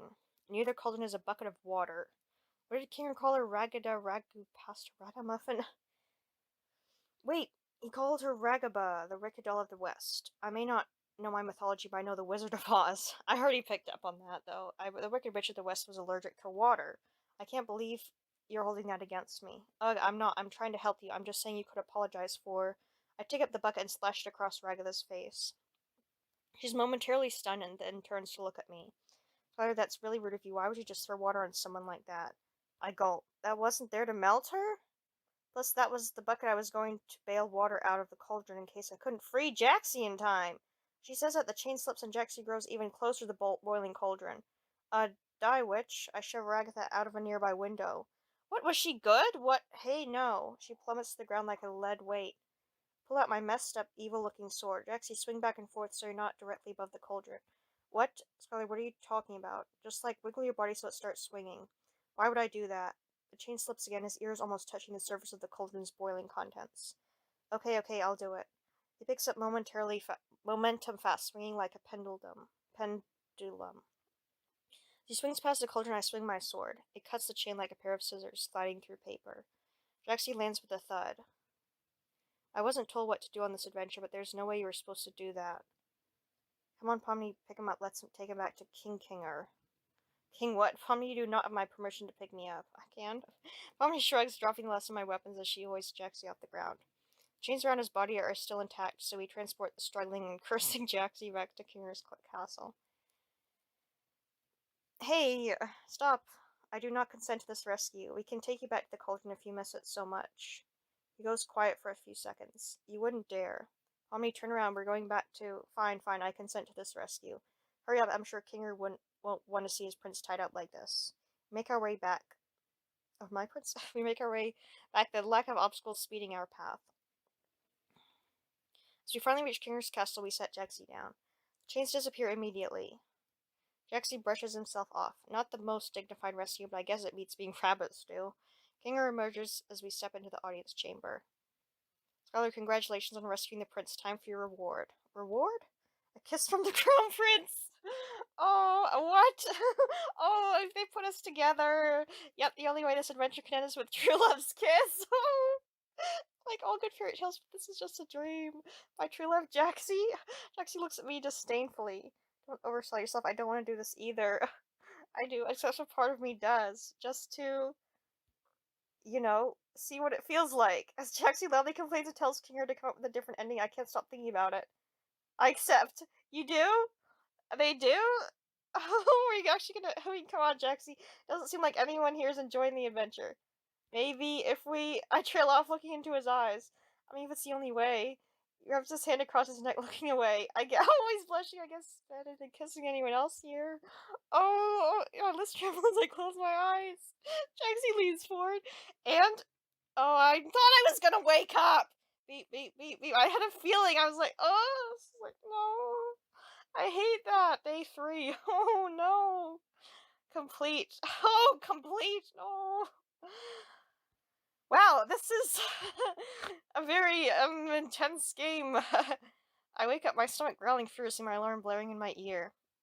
I have to pick up breakfast on the way to school. I feel like I had a weird dream, but I can only remember a few fuzzy details. I think Jaxie was in it. Oh yeah, Jaxie. I remember the argument we had yesterday. Makes my stomach knot up. I guess I'll be walking to school alone. I grab my things ready to head out for the day, but when I open the door, I'm surprised to see... Should we stop here? And see what happens next? I think it's gonna be Jaxie. Or should we continue a little bit more? I want to see. I want to see Jaxie? No, a bag of food at my doorstep. Oh, shoot. I didn't order anything last night. I got the bag and inspect its contents. Who left this for me? Maybe I'm not so alone here after all. Okay, I'm gonna stop here. I'm gonna stop here. Okay, I think it's just a good place to stop for some reason. What an intense thing. Let me just save this. Yeah, that was very, wow, how do I put this? It was very memory opening.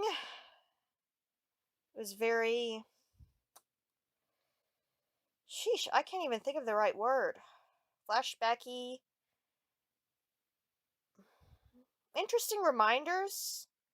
Interesting references. Some of it. I don't really know what to say. That was probably the most emotional one I've done of this, thing. Wow, I really don't even know what to say. Yeah, I'll see you guys in the next part, but yeah, wow, really. Sheesh. Okay, bye, I guess for now. See you next time.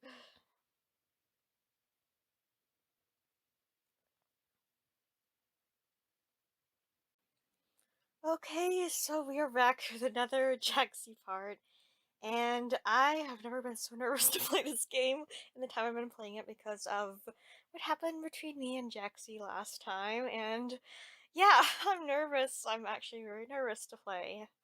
So, I guess let's get on to it. Not just sit here and think about how much I'm worrying about this.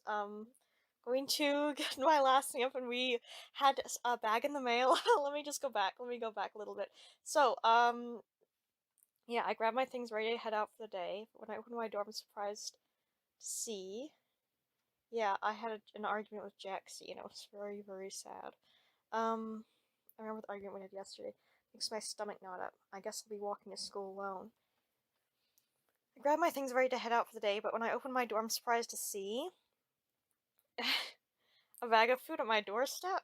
But I didn't order anything last night. I pick up the bag and inspect its contents. Who left this for me? Maybe I'm not so alone here after all. Who is it? Approaching the school, it seems like every other student is coupled up with another one, chatting away as they head to class for the day. Wait, it didn't even say who it was! I look for Jaxie to no avail, but what would I even do if I saw him? Talk to him and pretend nothing happened? I can't ignore the thoughts swimming around in my head, keeping me too distracted to pay any real attention in class. First part, Jaxie is a no-show this morning. And I'm actually concerned now. For the next activity, form pairs. Mr. Kinger says, then his eyes catch me in my isolated corner in the empty seat next to me where Jaxie should be. Oh, it looks like we're missing a student. It's like a spotlight is focused on me, all eyes focus on me in my humiliating solitude. I feel like I'm going to cry, and then Pomni, hey Scarlet, want to join me in Ragatha's group? Her smile is awkward but friendly. I almost want to lash out at her, say something like being alone is better than being with a lame-o like you. But I'm too miserable to really put that to words, and her kindness is genuine. Oh, Scarlet, you can sit next to us. And Ragatha gives me a shy smile. I shuffle over, leaving my dignity behind me. Hey guys, there's a few moments of awkward silence. God, I feel like the worst person in the world for ruining their projects.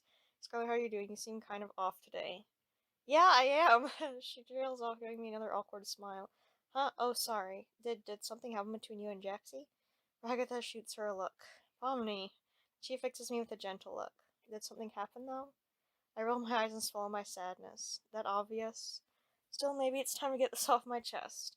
We got into a huge argument yesterday over that prank we pulled. I still feel really bad about messing up everyone's projects. And then when Kane punished me, Jaxie just walked off.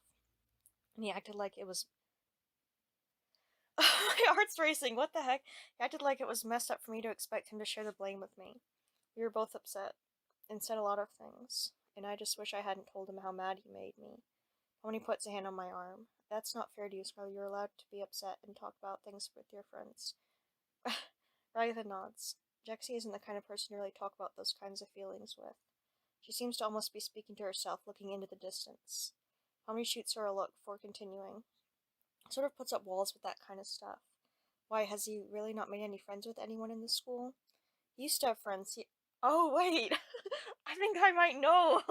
He used to have friends here. He did? Wait, are we gonna get Rivet? maybe? In cough though, maybe? Ragged has my full attention. If Ribbit comes, oh my god, I'm gonna lose my mind. She was the moment I'm for don't keep me in suspense. A while ago. Oh, it is Ribbit! But back then we were all friends. Why are they dressed like that though? Oh, I can't. Oh my god. Oh. Why is Koffel in a dunce hat? Koffel and Ribbit were his closest friends. It's just in a flashback! Shoot! Why is Ribbit always in the flashback? So when can she actually be real? Yeah, episode 9, I know! They really brought everyone together. It's just in a flashback, but one day something happened, well, we all lost them. And Jaxie closed himself off. He took it really hard. What happened? Ragatha and Pomni exchange a look before Ragatha leans in, whispering under her breath. Out of school suspension? What? I thought something worse happened. Is that supposed to be scary or sad or something? Still, I guess that's why Jaxie is the way he is. He just doesn't want to get hurt again. I understand. At least I think I do. If it makes you feel any better, him not being here is kind of a good sign. How is him avoiding me a good sign? Well, he cared enough that he had to take some time off. Does that apply to other situations as well? I don't know. Jaxie likes to run away from his feelings, so whatever happened affected him enough to skip class today. The cogs in my head start turning. Is everything she said true? All that we did together, pulling those pranks, all the awkward pauses where it felt like we were both holding back. So something was there? So what? You think I should go after him? How many partners? I shouldn't use this game to make real life decisions. How many partners for peering over our teacher? Well, someone once told me the worst thing you can do is make someone think they're not wanted or loved. It really depends on the someone, I guess. I don't know. She looks back at me. I think it's worth a shot to try and patch things up with him. Well, this is different. Yeah. I stand up suddenly, surprising the two girls in front of me. You're right. He needs me right now. Thanks, Pomni. I sprint out of class even as Ragatha and Pomni look on, shocked. For his part, Mr. Kinger looks too confused to tell me to sit back down as I leave the classroom. Where would Jaxie be? Yeah, where am I going to even look for him? There was no way King would just let him skip school. I racked my brain. Why don't I just ask King? I come up empty. I have no idea where he is, but I know someone who knows where everyone is at all times. Bubble? I poke my head to the school administrator office. Bubble is manning the front desk as usual. Hey, Bubble, do you know where Kane is? Yeah, he's right here. Kane pops up from behind the desk. You found me, Scarlet. Now it's your turn to hide and I'll seek. I didn't know we were playing. I'm sure, but Kane, I'm actually seeking Jaxie right now. Can you help me find him? Jaxie? Well, that's easy. He's only at his most favorite spot in the entire school. He stands there staring blankly, which is... Kane and Bubble look at each other. The roof? Yeah, I better get up there. I head there immediately. The crisp fall air blows out of the doors. I push it open. Jaxie's here looking out at the view. I hope he's not thinking about other things. I gotta... I don't know. He turns to face me. Jaxie, I know you don't see me as your friend, and that's okay. But I'll always think of you as my friend, and just like I can't make you like me, you can't make me not like you. I call out to him. As much as you push me away and try to make me hate you, I won't do it. I'll always come back. And if you think I'm just crazy, I'll never stop trying to be your friend. So no matter what you do or say, you won't get rid of me, Jaxie. For better or worse, I'm here to stay. Gives me a confused look. That got kind of creepy there at the end. His characteristic smirk returns to his face. But if you're that obsessed with me, I guess I'm really stuck with you. He sounds kind of relieved. He walks over to me, putting a gloved hand on the top of my head. Stalker, he smirks down at me. I smile back up and I'm blushing a little. Will things go back to normal now? I wonder about that dream I had last night. Can things ever just go back to the way they used to be? I know I've been hiding how I feel, but it's clear to me now more than ever. My feelings for Jaxie are deeper than friendship. Oh, I want to hold his hands. I want to hug him and have him hold me back. Hugging Jaxie. Hey. Earth is sky. His voice pulls me out of my thoughts. Were you drooling? What? I wiped the corner of my mouth. You spaced out there for a second. Well, anyway, Scarlet, I got something fun for us to do on our lunch break. What is it? Oh, yeah, well, about that. He looks at me, eyebrow raised. Mr. Promise Principal came on to help everyone with their culture fair projects. His eyes go wide as he scowls down at me. What? Yeah, it was part of the disciplinary action for the prank yesterday. He crosses his arms. I don't want to do that. Well, it's not like you got punished yesterday. You can just meet me after school. Jaxie is already shaking his head. You're seriously going to pour your heart out to me, then ditch me for those losers? You could always come with me? I say, putting on my most pathetic face. Jaxie rolls his eyes with a sour expression. Alright, let's get it over with so Kane gets off your back and we can have some real fun. Real fun. Our first stop is Pomni in the library. She spies us as we enter the library, making frustrated noises as she sorts among the books to recover her notes from yesterday. Pomni. She turns to face me with a tired sigh. Hey. She puts on an unconvincing happy face. What brings you two here? We're here to help. In any way we can. Sorry about the whole meat thing. Pomni turns to Jaxie. You're really gonna help, Jaxie? Jaxie gives me a dirty look. Yeah, whatever Skylar says. Well, I've been looking all day for Culture Festival books. I have no idea who organized these shelves, though, or how they were organizing them. I don't even know if I can find any new books after what happened yesterday. We'll find some. Least I can do after she helped me go find Jaxie. We all start searching for books about culture festivals, some of us Jaxie, less enthusiastically than others. One shelf is devoted to corn recipes, and corn byproducts. Jaxie searches the bookshelf directly behind me. You find anything? He just shakes his head. Wait, wasn't I eating, like, creamed corn around him? Just shakes his head. This library is so random. He nods. Another shelf has books with no common topic. In fact, the only thing they have in common is that their covers are blue. Is there any books about sex position? I throw my hands up in the air sometimes and groan in frustration. This could take a while. Hey, Scott.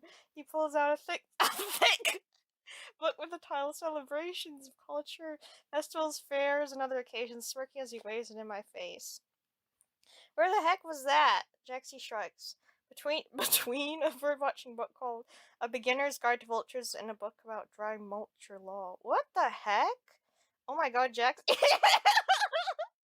Oh my god, Jaxie, it's so big! Oh, what are you two doing over there? Oh, she heard me say that! You gotta show Pomni. No, that's only for my eyes. What are they actually doing? I don't need to see. Oh my god! We stood up behind the bookshelf. Jaxie holds out the book. Oh! Where did you find this? It's reading a book about vultures in a Scottish law book. Oh my god! No, you know what? That might be the most senseless library has even made. She takes the book and skims the pages. This should be more than enough. She gives us both a relieved smile. You guys are really helpful. Oh my god, Jaxie, it's so big. Remember, he points his cane at me. Yeah, I can't help but smile back even as Jaxie crosses his arms and gives us both an annoyed look. Thanks. I know and smile as I tug Jaxie away before you can undo all the goodwill we just heard. Helping others isn't so bad, huh, Jaxie? Speak for yourself. Next on the list is Ragatha. She's pacing the classroom manically. Oh my god, are we gonna go through everyone? There's no way, no way at all I can get this all organized in time. Jaxie announces our presence. Hey, Raggy, no, only you can call me, I'm the only one you can call nicknames. Ragatha sees us reunited and you think she just saw the girl from the Exorcist, the way she regards us. When you two, haven't you done enough for our projects already? And also, don't think I have not seen all the stuff that Gooseworks posts on Twitter. Oh my god! Oh my god. Anyway, we're moving on from that for now. Come on, you two, haven't you done enough to our projects already? I throw my hands up in the air in a defensive gesture. I promise we're here to help. Ragatha casts a glance our way, mostly Jaxie's way, that says she doubts it. We're completely innocent. Why does he sound so unconvincing when he says that? Because he probably almost never is innocent. Why are you saying it like that? I don't know. I upload Jaxie's gut, which has him doubling over. I'm just thinking of that library. Oh, I appreciate the thought when I'm good. She says, harshly turning back to her clipboard. Come on, Ragatha, I have to do this as part of my punishment from yesterday, or Kane is going to punish me. We'll do whatever we can to help. She gives us a dubious look, but relents. Well, I mean, if you have to, and Kane is going to punish you if you don't, I guess I can give you something to work on. How about... She looks around. Oh, how about you two work on the info stall, just putting it together. I have a few other things I need to do, so I can trust you to do it. So can I trust you to do it? She motions to a series of wooden boards, staplers, and nails. Let me know if you need anything else, okay? She casts one last vaguely distrustful glance at us before departing. Jaxie rolls his eyes when the door shuts behind her. It's just us now. What's her problem? Didn't I say... Hold on. Oh, whatever. What's her problem? He grins at me. I respond by starting to see the stall is supposed to fit together. I'm the best place to put the screws. Come on, you're really putting that thing together? Can I put a screw in my... my eyes in this response. The sooner I start, the sooner I'm done. Next, he picks up a hammer and hefts it in his hand with a wicked grin. Or we could use this to break Gingle's mask. No, too far. Jaxie rolls his eyes and gives an exaggerated sigh. I keep trying to fit pieces together, applying a liberal amount of staples and nails. Sometimes when I ask for a tool, Jaxie hands it to me, but he does as little as he can without ignoring me. A tool. Still, it's better than the no help at all I was expecting. I take a step back and look at my handiwork. It definitely looks like a stall. I test some of the supports. Seems steady. Looks like we're good here. You know what this could use? I sigh, already knowing the answer. A centipede. No! Jaxie says that. Ragatha walks in, her eyes go wide at Jaxie's words. What centipede? Well, Scout and I were. I elbow him again. Nothing. Jaxie and I are finished here, though, if you think this is good. Jaxie mutters something rude at me. While Ragatha inspects the stall. Good job, you two. There's a hint of surprise in her voice. Thanks, Skylar. That is an afterthought. And, you too, Jaxie. She collects herself, beaming with gratitude.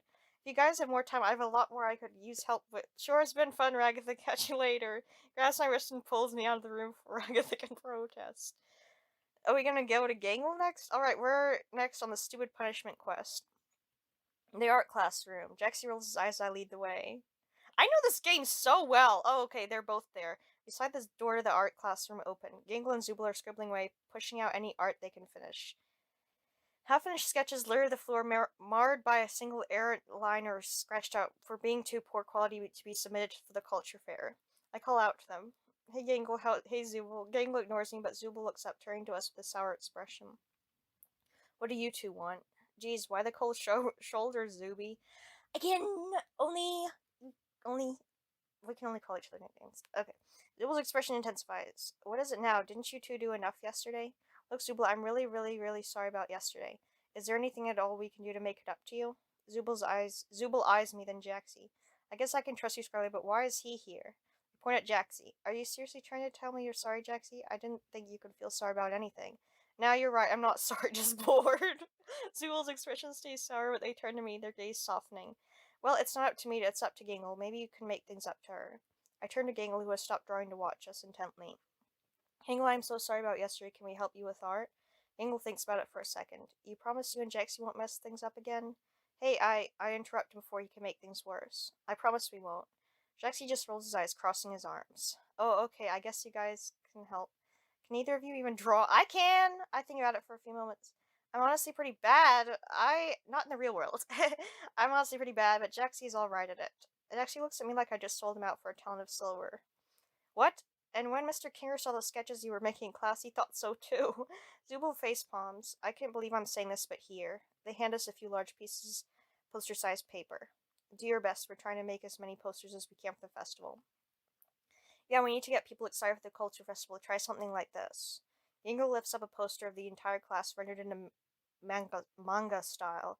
Big eyes, small mouths. The top reads Skull Culture Festival. Proportions seem off. Ragatha definitely isn't that busty. I think Katie would have an issue if Pomni's skirt was really that short. Oh, Gangle. But I get the spirit of her art.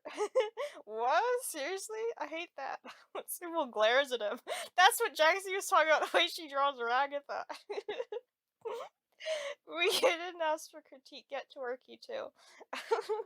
I tried to draw something, but I'm so nervous I ended up just drawing a bunch of wiggly outlines, making no headway at all. Jaxie's already made impressive progress on something. Oh, I don't think that's what we should be drawing. The image is Jaxie holding a hammer, Gangle's mask is shared, and Zubul has been disassembled.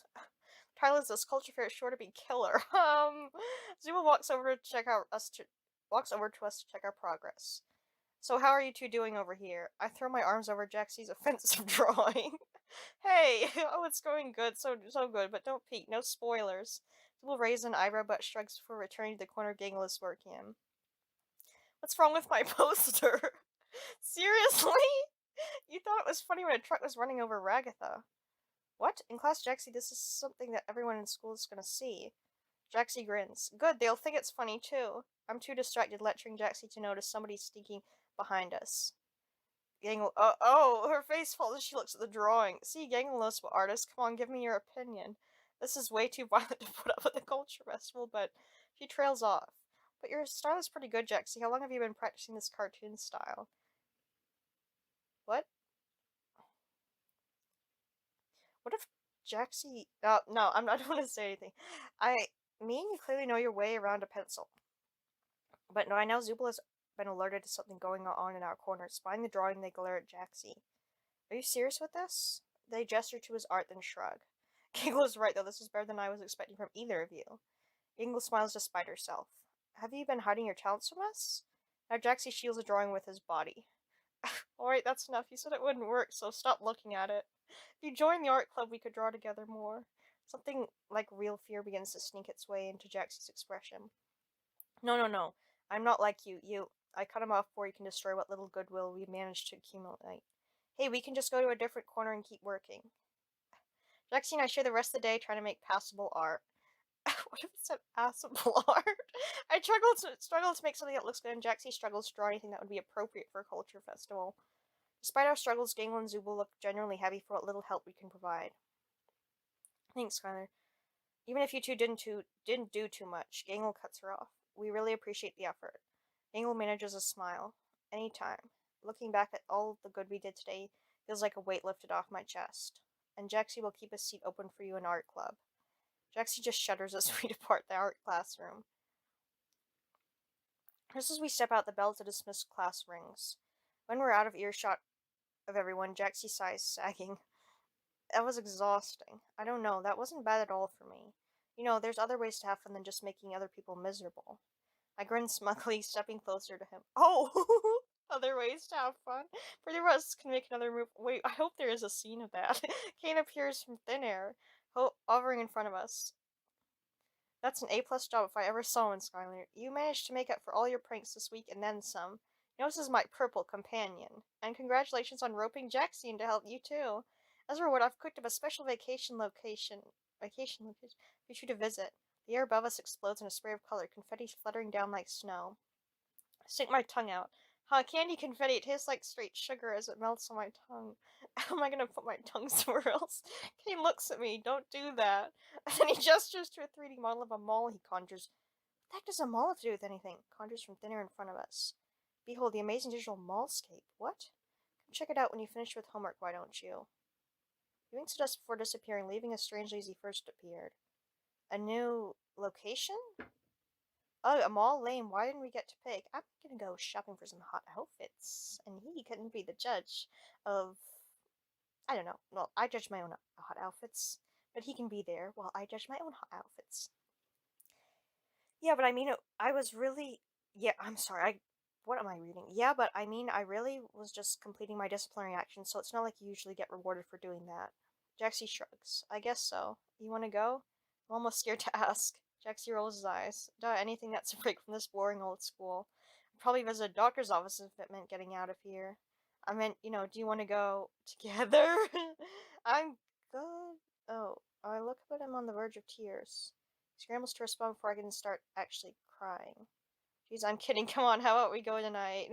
Oh, we have school tomorrow. Jeez, who are you, Ragatha? Alright, okay, we'll go tonight then. I grin up and I'm barely able to hide my excitement. Looking through my dorm, I realize I don't actually have anything to wear to the mall tonight while I spend time with Jaxie. You would have thought my parents would send me some of my clothes, but I'm starting to doubt whether they even remember me. So I reluctantly put on a fresh uniform. I silently hope that there will be a clothes shop. Yes! So I can pick out something new and hot. I head out of my dorm with a sigh of resignation as I make my way to the mall, using the Wacky Maps app on my Whack Watch. Wacky Watch! Make a left right here. But there's only one voice, and try as I might, it can't be disabled. In fact, the voice can't be dialed below max volume on the Wacky Watch. Best I can manage is pressing an apologetic hand over it, as Principal Kane's muffled voice barks out directions from it. In a half mile, make a right. I'm relieved when I finally get there. The mall is large. It's a few stories tall with a big glass roof. As I enter, I see a few glowing storefronts and some furniture set out in a sort of lounge area. I facepalm as I realize I never asked Jax exactly where in the mall we should meet up. I tap my Wacky Watch. No messages from Jaxie. Just I sit down on a bench to collect my thoughts. A familiar voice calls out to me. That's a better outfit. It's not great, but it's better than the uniform. Yo, Skylar. Hey, Jaxie. He's already wearing a new set of clothes. He looks so cool. Nice fit, Jaxie. I just had this lying around. If I were to change it up, I would make the coat like a bright sapphire blue, and the stripes would probably be a light blue and red. Like a sky blue and a bright red.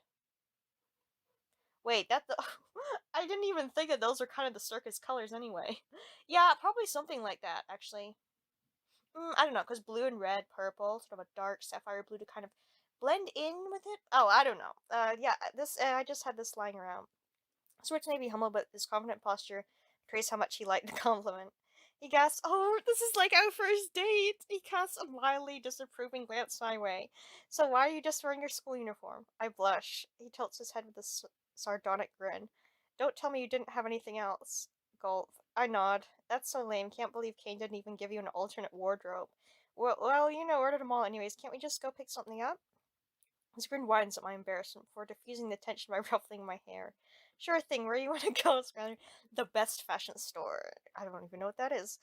Oh, spicy subject. Yes, let's go there. What is this? I just picked the wrong place. Wait, hold on. Let me see which one is the best. Trendsetters? That's a little. Yeah, that's better. What about Her Ladyship's Enigma? What is that? Ooh. Yeah, let's do that. That's perfect. Jaxie walks alongside me right up until we get to the storefront. Yes, he stops right where he's standing and gives me an incredulous glance. What the heck are you going in here for? He turns away from me, blushing as he sees the mannequins in the window wearing lingerie. I want to buy an outfit. From here? He cocks an eyebrow. I roll my eyes. They sell normal clothes too, you know. I'm not gonna buy anything normal.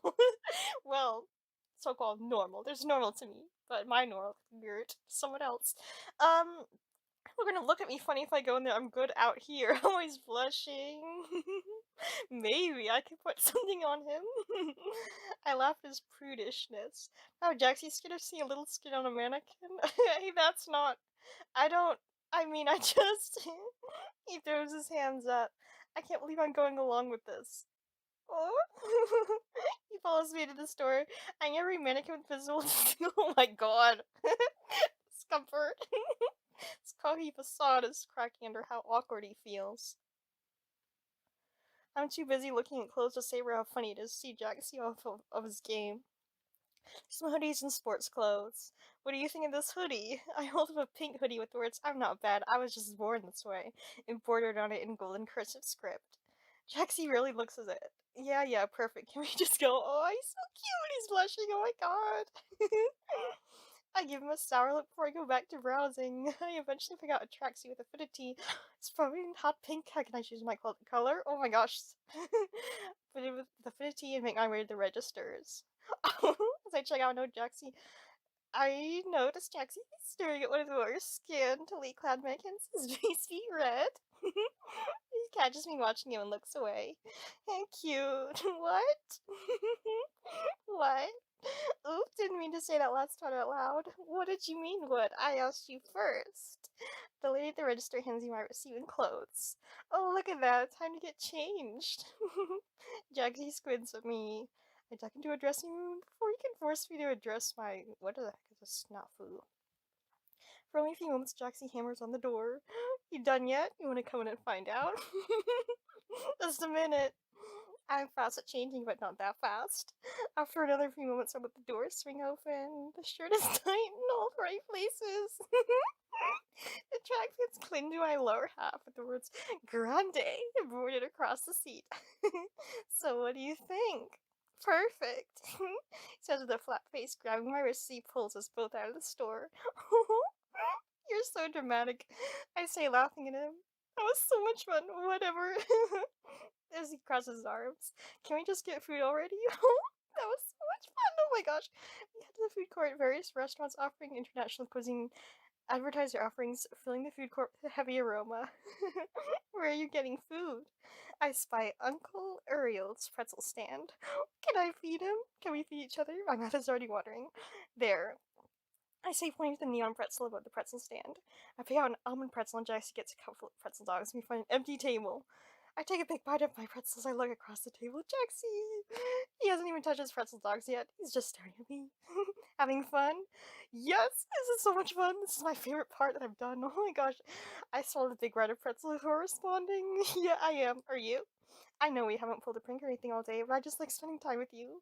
Before I can demand a response, Jaxie stuffs a few pretzel dogs in his mouth. Thinking of it before responding. I guess I'm wondering why a mall? What? King can make like anything, I'm pretty sure. Why make a mall as a new location?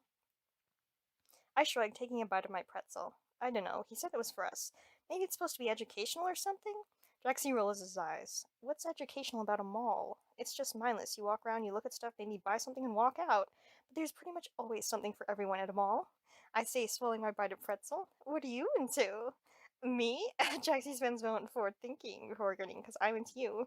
Violence. Oh, right. Where could I find something like that in a mall? Got it. I grab his arms, I stuff the last of my pretzel in my mouth, dragging him to a dark part of the mall. Ooh, Fun Times Arcade! Ooh, we're gonna go to an arcade! That's gonna be fun! It's like the best date ever! Various multicolored lights flash from game cabinets. The arcade! I look at him, grinning. Oh my gosh, Jaxie looks down with a skeptical grin. You really want to see me let loose in here? Ooh, yeah, we can get loose. I nod. He cracks his knuckies. Alright, don't say I didn't warn you. Prepare to get your butt handled to you at every game here. I smirk back. Oh yeah, I'd like to see you try. Oh my gosh, this is crazy. Me and Jaxie. Nothing's happening. Fun Times Arcade. True to his words, Jaxie humbled me in every game he played. In the kitty game Bring Katie the Prince, he managed to outscore me 20-1. How are you that good at video games? Jaxie just chuckles. I warned you, Skylar. He sighs, clearly happy with himself. Just had a lot of time to practice. My god. I spent a lot of my time as a kid loitering in arcades. It might be the first thing he told me about himself. I'm stunned for a moment that he's so open with me, but he notices my expression and retreats back into himself, looking down his wacky watch. But whatever, it's late, let's go. Oh, he's blushing again? I frown. Oh yeah, I guess so. You think they'll close soon? Probably. He shrugs. That was like the best date ever. We head back together when we get to my door. I pause a moment. Do things really have to end here? Is he gonna come in? So this is me. I chuckle nervously. I had a lot of fun today, Jaxie. I look up at him looking for any reciprocity. Nope, just stone-faced Jaxie. There's an awkward pause for a few moments. I think he's just going to ignore me, and then, Skylar, his tone is severe. Yes, Jaxie? He turns his gaze from me. How did you know? How did I know what? How did you know where to look for me today? It was just a hunch, Jaxie. Before I can keep talking, he closes the gap between us. His hand slamming the frame of my door on either side of me, putting me and blazing leaves in my face. Oh my gosh! What is your game, Skylar? Are you just obsessed with me or something? Why aren't you just treating me like everyone else? Why do you keep coming back after I treat you? He stops himself before continuing. I can make your life really difficult and painful.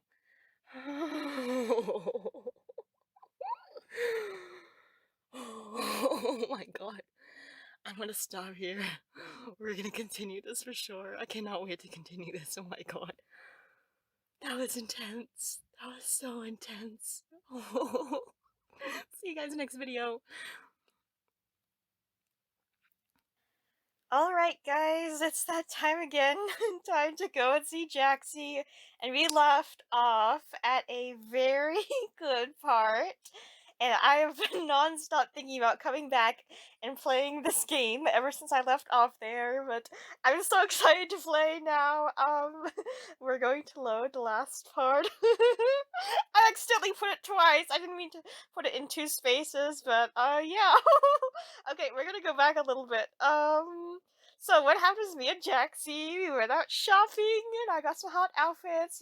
We went shopping, and then we went and had something to eat together, and then we went to the arcade, and it was great, and amazing, and fun, and hot.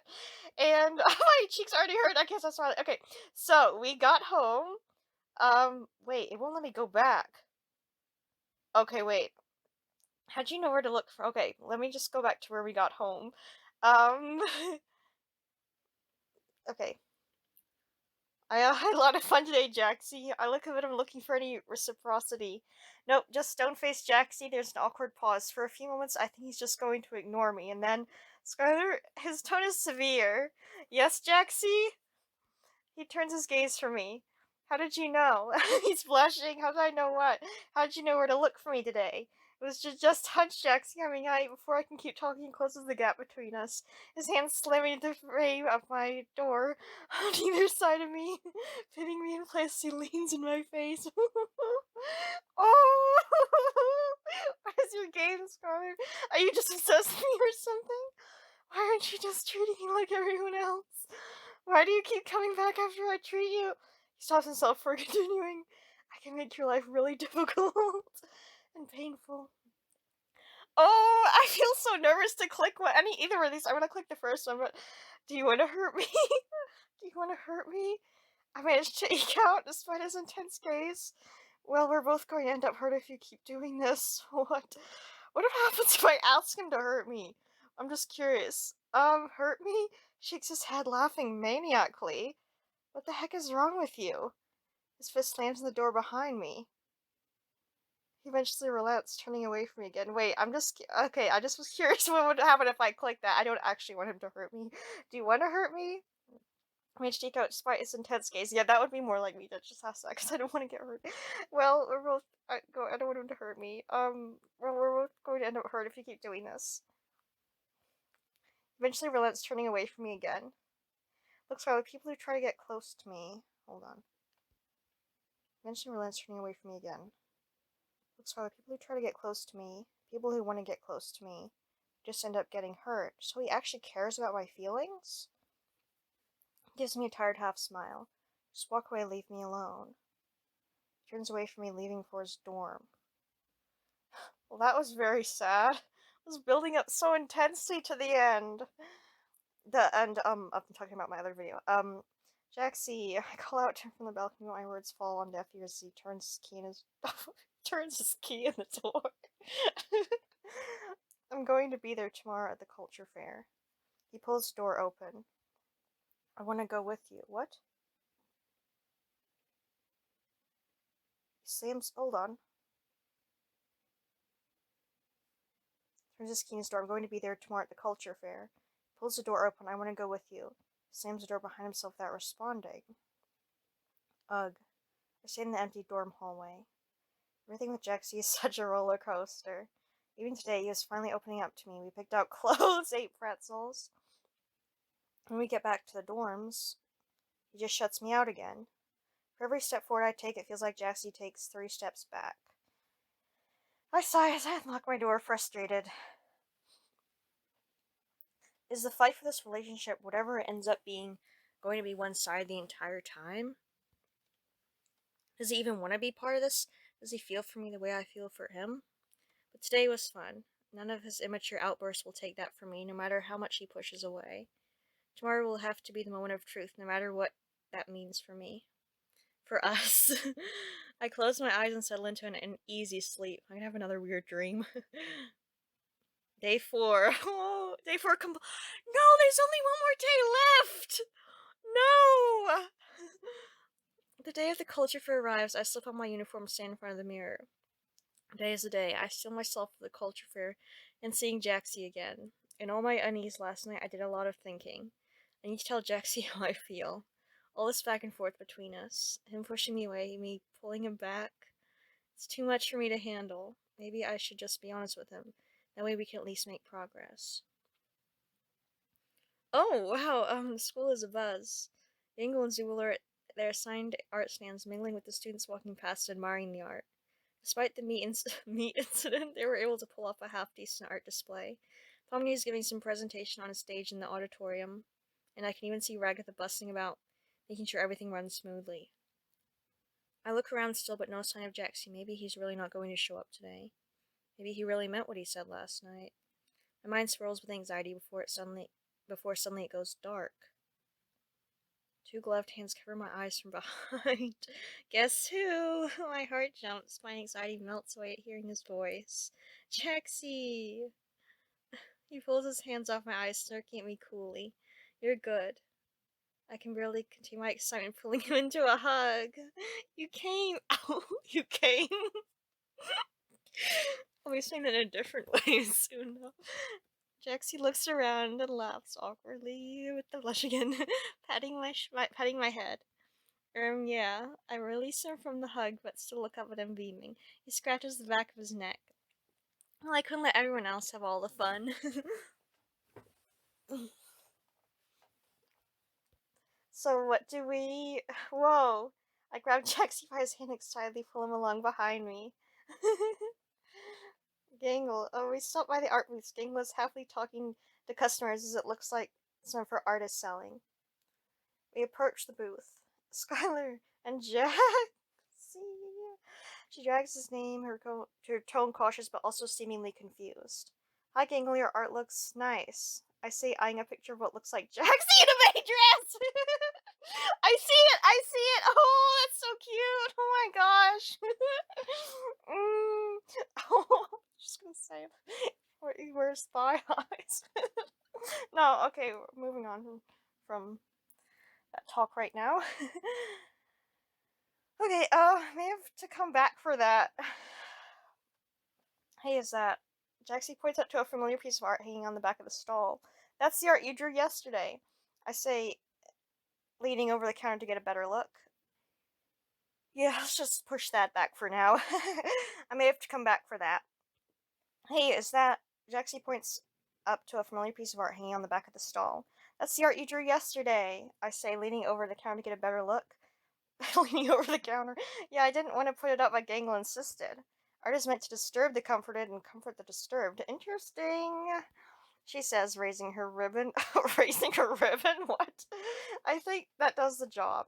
We put up some of Skylar's stuff too. They gestured to a wall with some of my art pinned up. We appreciate you guys coming back and helping us catch up. It was the least we could do. Aw, Zuby, my heart is melting. You better be sarcastic about that. Jaxie puts his hand over his heart dramatically. Zubul rolls their eyes before turning away. I was mostly talking to Skylar. They turned back, looking directly at Jax. They turned back, looking directly at Jaxie. But you know, you're pretty tolerable when you're not trying to ruin everyone's fun. You should try that more often. With that, Zubul turns away and returns to their stall. Were you guys gonna buy something? There's a line forming. Oh, sorry. Jaxie and I head further into the festival, passing the auditorium as Pomni is coming down from the stage. Hey, Skylar, Jaxie. We both stop as Pomni runs up to us. I'm glad to see you both made it. Hey, Pomni, what were you doing on the stage? Oh, I guess Kane wanted me to do a presentation on culture festivals. Thank God you guys found that book for me yesterday. Or else I would have been standing up there telling jokes or something. That'd be entertaining. Jaxie smirks dryly. Maybe, but still. Pomni looks around and back at us with a neutral smile. I guess despite the meat mania, it all came together nicely. We really couldn't have pulled it off without you guys either. You two make a pretty good team. I can't help but blush at Pomni's words. If only you used your powers for good more often. She giggles. Anyway, what are you guys up to for the rest of the day? I look at Jax, who in turn looks at me. I really want to see what Kane whipped up for the food stalls. I guess we're getting some grub. Jaxie surprises me this time, taking my hand in his. It's my turn to drag you around, he says, suddenly gripping my hand and pulling me out towards the direction of the food stalls. Yeah, quickly we have goodbye to Pomni. See you, Pomni. Jaxie pulls me off to the food stands. I laugh. You're gonna pull my arm off. Slow down. He laughs. How do you think I felt? Of not looking where we were going, we accidentally run into Agatha, Jaxie, Skylar, ready to ruin the moment.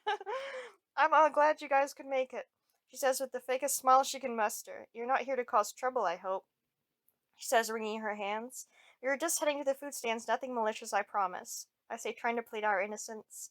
Oh, right. Well, I have to say I'm pretty surprised at how much you've actually been helping everyone out here. It's a nice change of pace, I should admit. Even that stand you guys built for me was pretty sturdy. I really thought you'd leave a screw loose or something. She laughs nervously. Oh yeah, oh ye of little faith. Jaxie smiles sardonically back. Ragatha looks at me and Jaxie for noticing our hands still clasped together. She smiles warmly. Well, I won't keep you guys. Go enjoy the festival. Huh? You're letting us off just like that?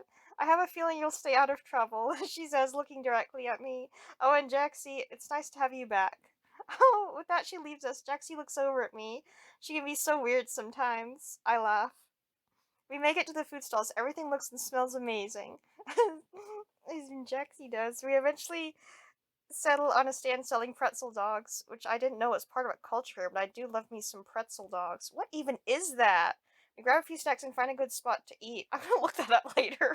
What even is that? Find a good spot to eat, somewhat secluded by a tree. As we sit down and finally have a moment for ourselves, my stomach suddenly twists. Oh, I can't speak! As we sit down and finally have a moment to ourselves, my stomach suddenly twists with anxiety. I had to tell Jaxie how I felt about him. I'm really happy you came to the festival. For a minute there, I thought you weren't going to show. Of course I was going to show. We did all that work yesterday. It'd be kind of pointless if I didn't see it through, right? Yeah, true. Jaxie, I should just get it off my chest, right? I actually want to talk to you about something. Jaxie turns to me, tilting his head curious. Suddenly I feel warm and clammy. Well, I don't know how to say this, but my mind races with a million things to say, but ultimately I decide to write his best. Okay, I'll just say it. Jaxie is looking at me like I'm crazy at this point. Jaxie, I like you. I like you, like you.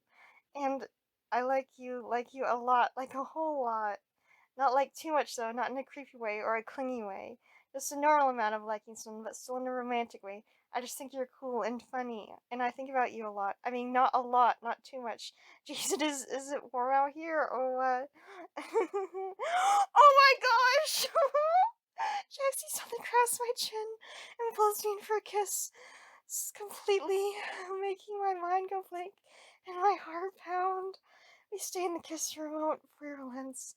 My face burns brightly as I can barely think about anything.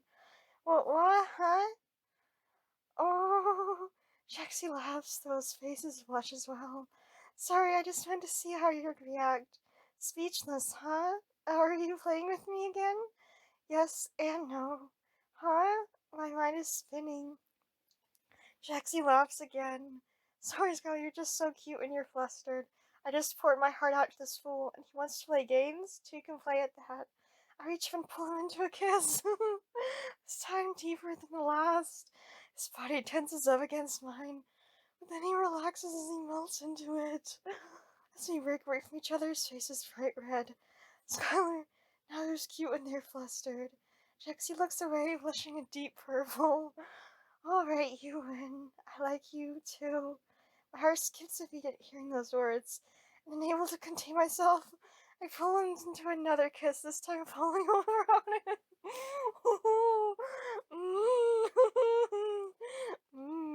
I knew you liked me. I knew it. Jaxie's a blushing mess underneath me. Okay, but not so loud. I still have a reputation to uphold. Oh, does this mean I can call you my boyfriend now? Oh, I guess so. He rubs the back of his neck, looking away. But my mind and heart are flaming with excitement. I finally got him to say it. Zool, hey you two, are you... Zool comes from around the tree to see us in our compromising position. Wait, what are we exactly positioned? Oh, wait, I'm just like on top of him? Oh, mm, yeah. I finally got him to say it. Hey, too, are you? Zerul comes from around the tree to see us in our compromising position. Oh, am I interrupting something? Say not sound like care much if they're I'm just tempted to call Zubul she anyway. I'm sorry. Not sounding like they care much. If there's trying to trying to be polite all the same. Jaxie. Zubul, Jaxie shouts in frustration. Zubul, Jaxie just said yes to be my boyfriend. I hug him tightly. Jaxie's face continues to burn. Jaxie's face continues to burn. He really is cute when he's flustered. I mean, oh well. Zubul's eyes widen. No way. No effing way. Zubul turns to me. Skylar, are you sure you want if us? I'm just gonna say she pauses to find her words, gesturing in Jaxie's general direction. Jaxie is a partner? Hey, what's that supposed to mean? Well, it just feels weird, like, there. Well, I don't know. Both of her hands defensively. Nothing. Wait, what? Hold on. What? I'm trying to go back. Hey, what's that supposed to mean? Zubul throws up their hands defensively. No, nothing. I'm happy for you guys. Wait, why is she nervous? They scratch back their neck awkwardly. Are you two coming to fireworks display tonight? Regla asked me to get a head count. Fireworks, that sounds fun. Count us in. Oh, we're gonna kiss under the fireworks? Zubul nods and leaves us. Did you hear that? Zubul is happy for us. His lips curl into a grin as I tease him. I'm still going to get you back for that, he says, his hands cupping the side of my face. Now where were you? He pulls me to another kiss. We stay in the tree for a little while longer before going to the fireworks show. Despite all the ups and downs, I'm sure we're gonna have a lot of ups and downs. It was worth it to get here. Jaxie and I may still have ways to go, but I wouldn't want to be with anyone else. We eventually part ways and return to our dorms. When I walk to my room, still giddy from the day's earlier events, I pull a yukata. What the heck is that? From a clothing rack and start to get changed. Wait, was there always a yukata here? What is that? I peer at a note on it. It's a gift? From Kane? Congratulations, Skylar, on getting close to the prickly pear cactus that is our Jaxie. It's kind of my attention that you're even invited to the fireworks festival. Very impressive indeed.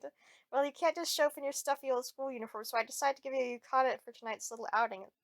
Like a kimono? Have fun with it. I shrug. I pull my yukata on and wait for Jaxie outside my dorm. When he sees me, he smirks. Oh, he's in one too. He's in somewhere else as well. Oh, Scarlett, you really got yourself dolled up for some dumb fireworks just to show off for me? I should be flattered. I smirk back. Yeah, you should. I say, putting a hand on my hip. Jaxie shakes his head. Well, come on, let's go to school since you want to tell everyone on your boyfriend so badly. We walk hand in hand to the school entrance. Before we enter, Jaxie stops me for another kiss, so I just got one question before we go up there smiling. I pause. Why me? I ponder that a moment, putting a finger to my chin while I really try to think of the answer. Jaxie, I mean, I got you in trouble, bailed on you, didn't really do anything for the culture festival.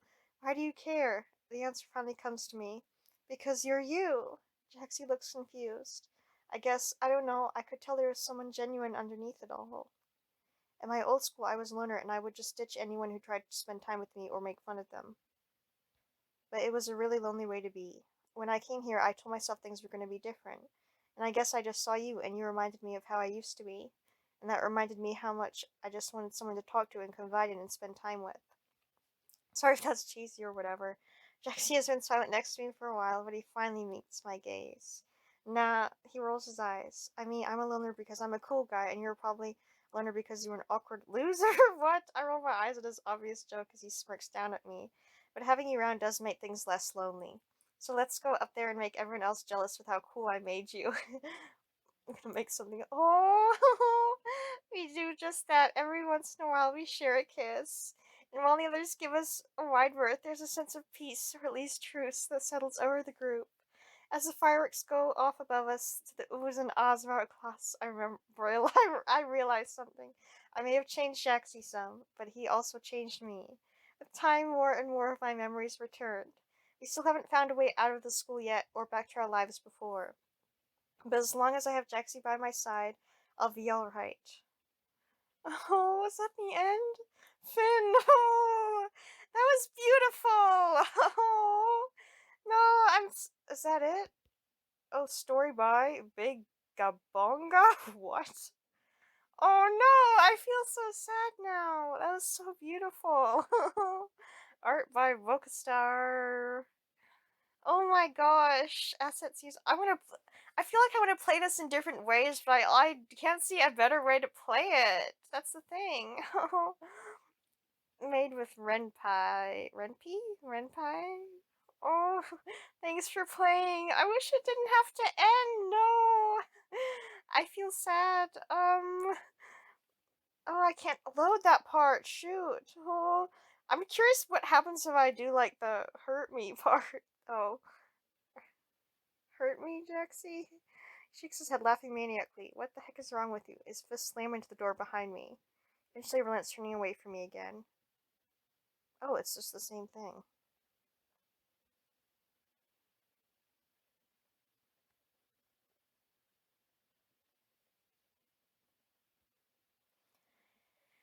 Okay, so we completed the Jaxie story, and I feel very, I don't know, overwhelmed, really. But I enjoyed that very much. It was a beautiful ending, us together. I feel like I want to, I don't know, see what happens if I try and mess around with the other characters and just like see where that takes me. I just feel like I want to do that, but at the same time, it's like it's not gonna feel as great because I'm not gonna be with Jaxie. Like, oh, I can't stand that. I don't know, but I do want to play this in some ways again. I want to try different options. I don't know. Like, I don't know what I want to do, but I definitely do want to play this more. I hope they do. I hope they're gonna update it or something some more. But yeah, bye until my next video.